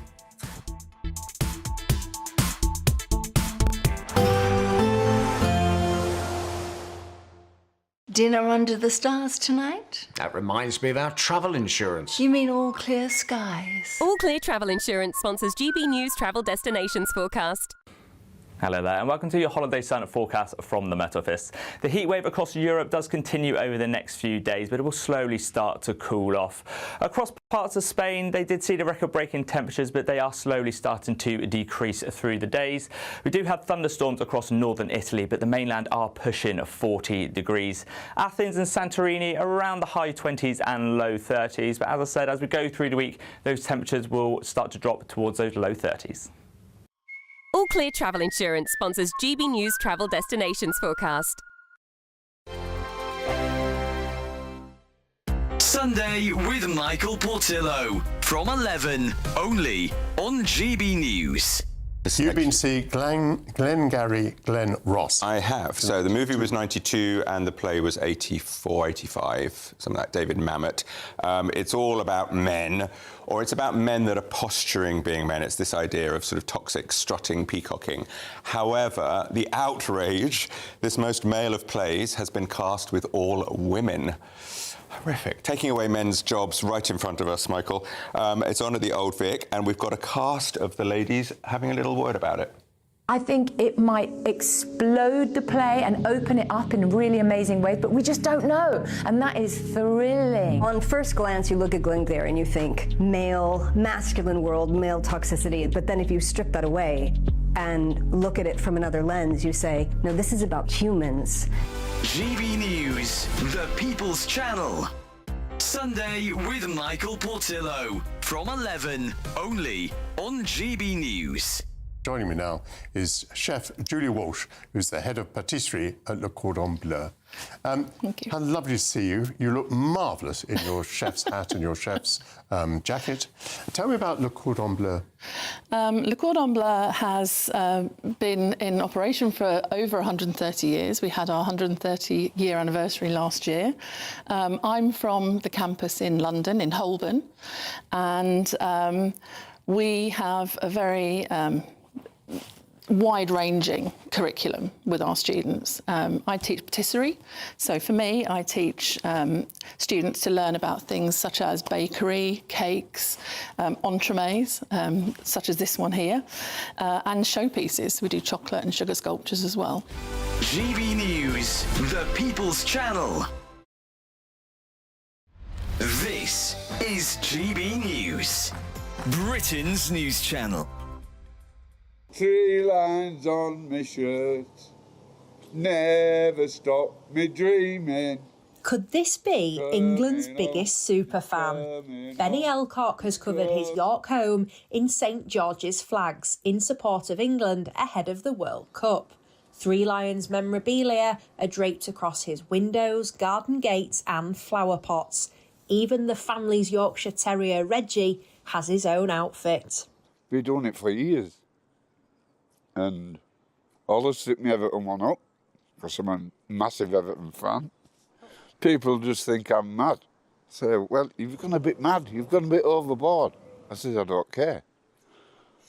I love it. Football mad Benny can't wait for England's first match. GB News, the People's Channel.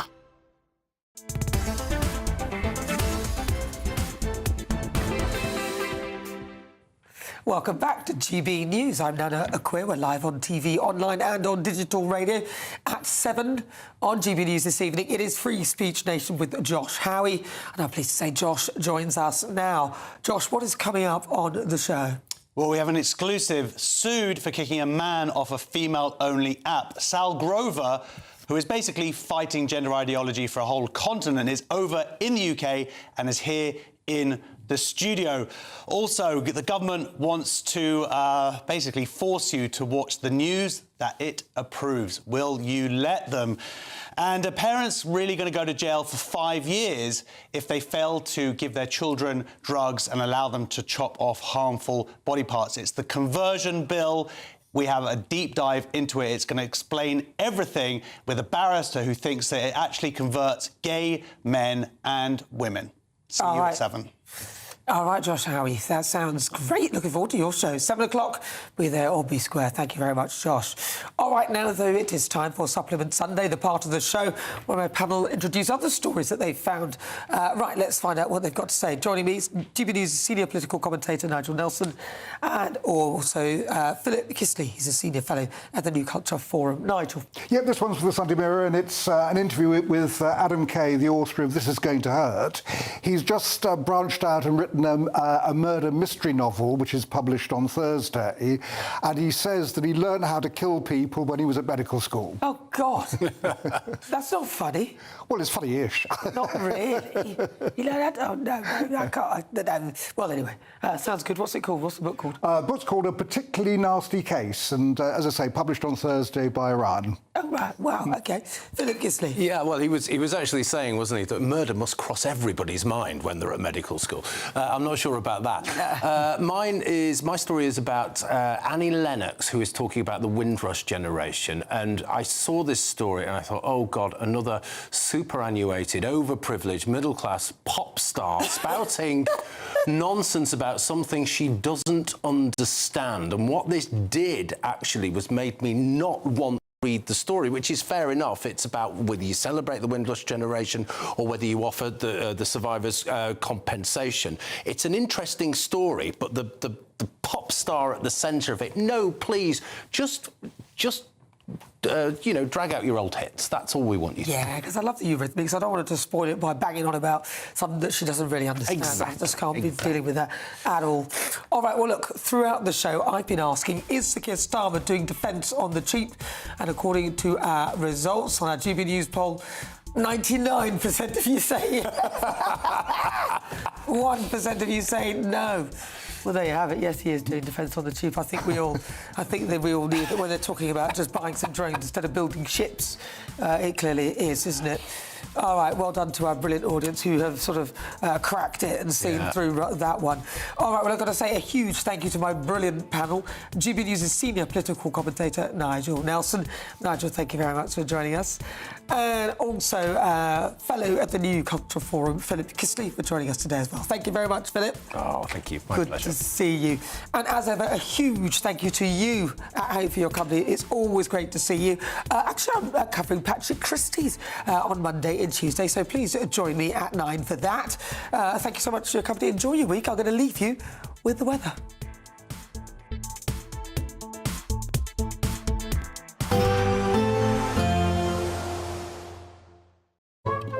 Today's outlook: cool, calm and completely horizontal.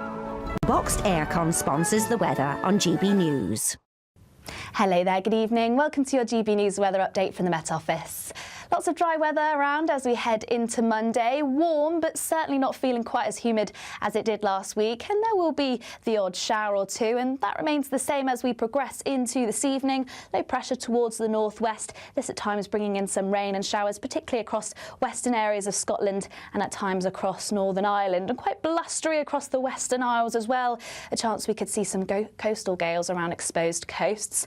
A bit of cloud pushing into the west at times. This might just be thick enough to produce the the odd light bit of rain and drizzle, but otherwise rather dry. Plenty of clear skies across eastern England, and you'll certainly notice a difference in the feel of the air. Not feeling quite as humid overnight, much more comfortable to sleep in, and temperatures widely in the mid to low teens. So across Scotland to start off the day, any strong winds across the west soon easing away. Still plenty of showers though. A little bit dry across the far north and northeast of Scotland. A few showers just creeping into coastal areas of Northern Ireland, but elsewhere across England and Wales it should be a mostly dry and bright start, though perhaps still some patchy cloud around Wales, southwest England, also across northwest England as well. But this should mostly lift and break through the course of the morning, allowing plenty of bright, if not sunny spells. Winds around Scotland should soon ease away, so light winds across much of the UK, and so where we do see the sunshine it will feel rather nice and pleasant. Certainly not feeling quite as humid, but still very warm in that sunshine, temperatures reaching around 23 to 24 degrees Celsius. Quite a different day ahead as we head into Tuesday. Rather unsettled. We could see some rather heavy downpours at times across parts of the north, these potentially turning rather thundery, and some heavy showers moving elsewhere across England and Wales by the time we reach the afternoon. The best of the brightness certainly across parts of the southeast, and we'll see a mix of showers, also some brighter interludes into next week, but also plenty of warm sunshine. Today's outlook: cool, calm and completely horizontal. Boxed Aircon sponsors the weather on GB News. It's the Great British Giveaway Golden Summer Celebration. Your chance to win 2 fantastic prizes. There's an incredible £60,000 in tax-free cash. Plus, you'll also get your hands on a fine gold bar worth over £5,000. For a chance to win £60,000 in tax-free cash and a real gold bar, text GOLD to 63225. One entry costs £2.50 plus one standard network rate message, or text BONUS to 63225. 5 entries cost £5 plus one standard network rate message. Go to gbnews.com/win. Entry start at £2.50. Call 0903 686 3232. Calls cost £2.50 plus your network access charge. Or post your name and number to GB22 PO Box 8690 Derby DE1 9TT. UK only. Entrance must be 18 or over. Lines close at 4 p.m. on the 21st of August. This is a network giveaway. Entries will be pulled. Please check the closing time if listening or watching on demand. Bold. They are under no illusion. Brave.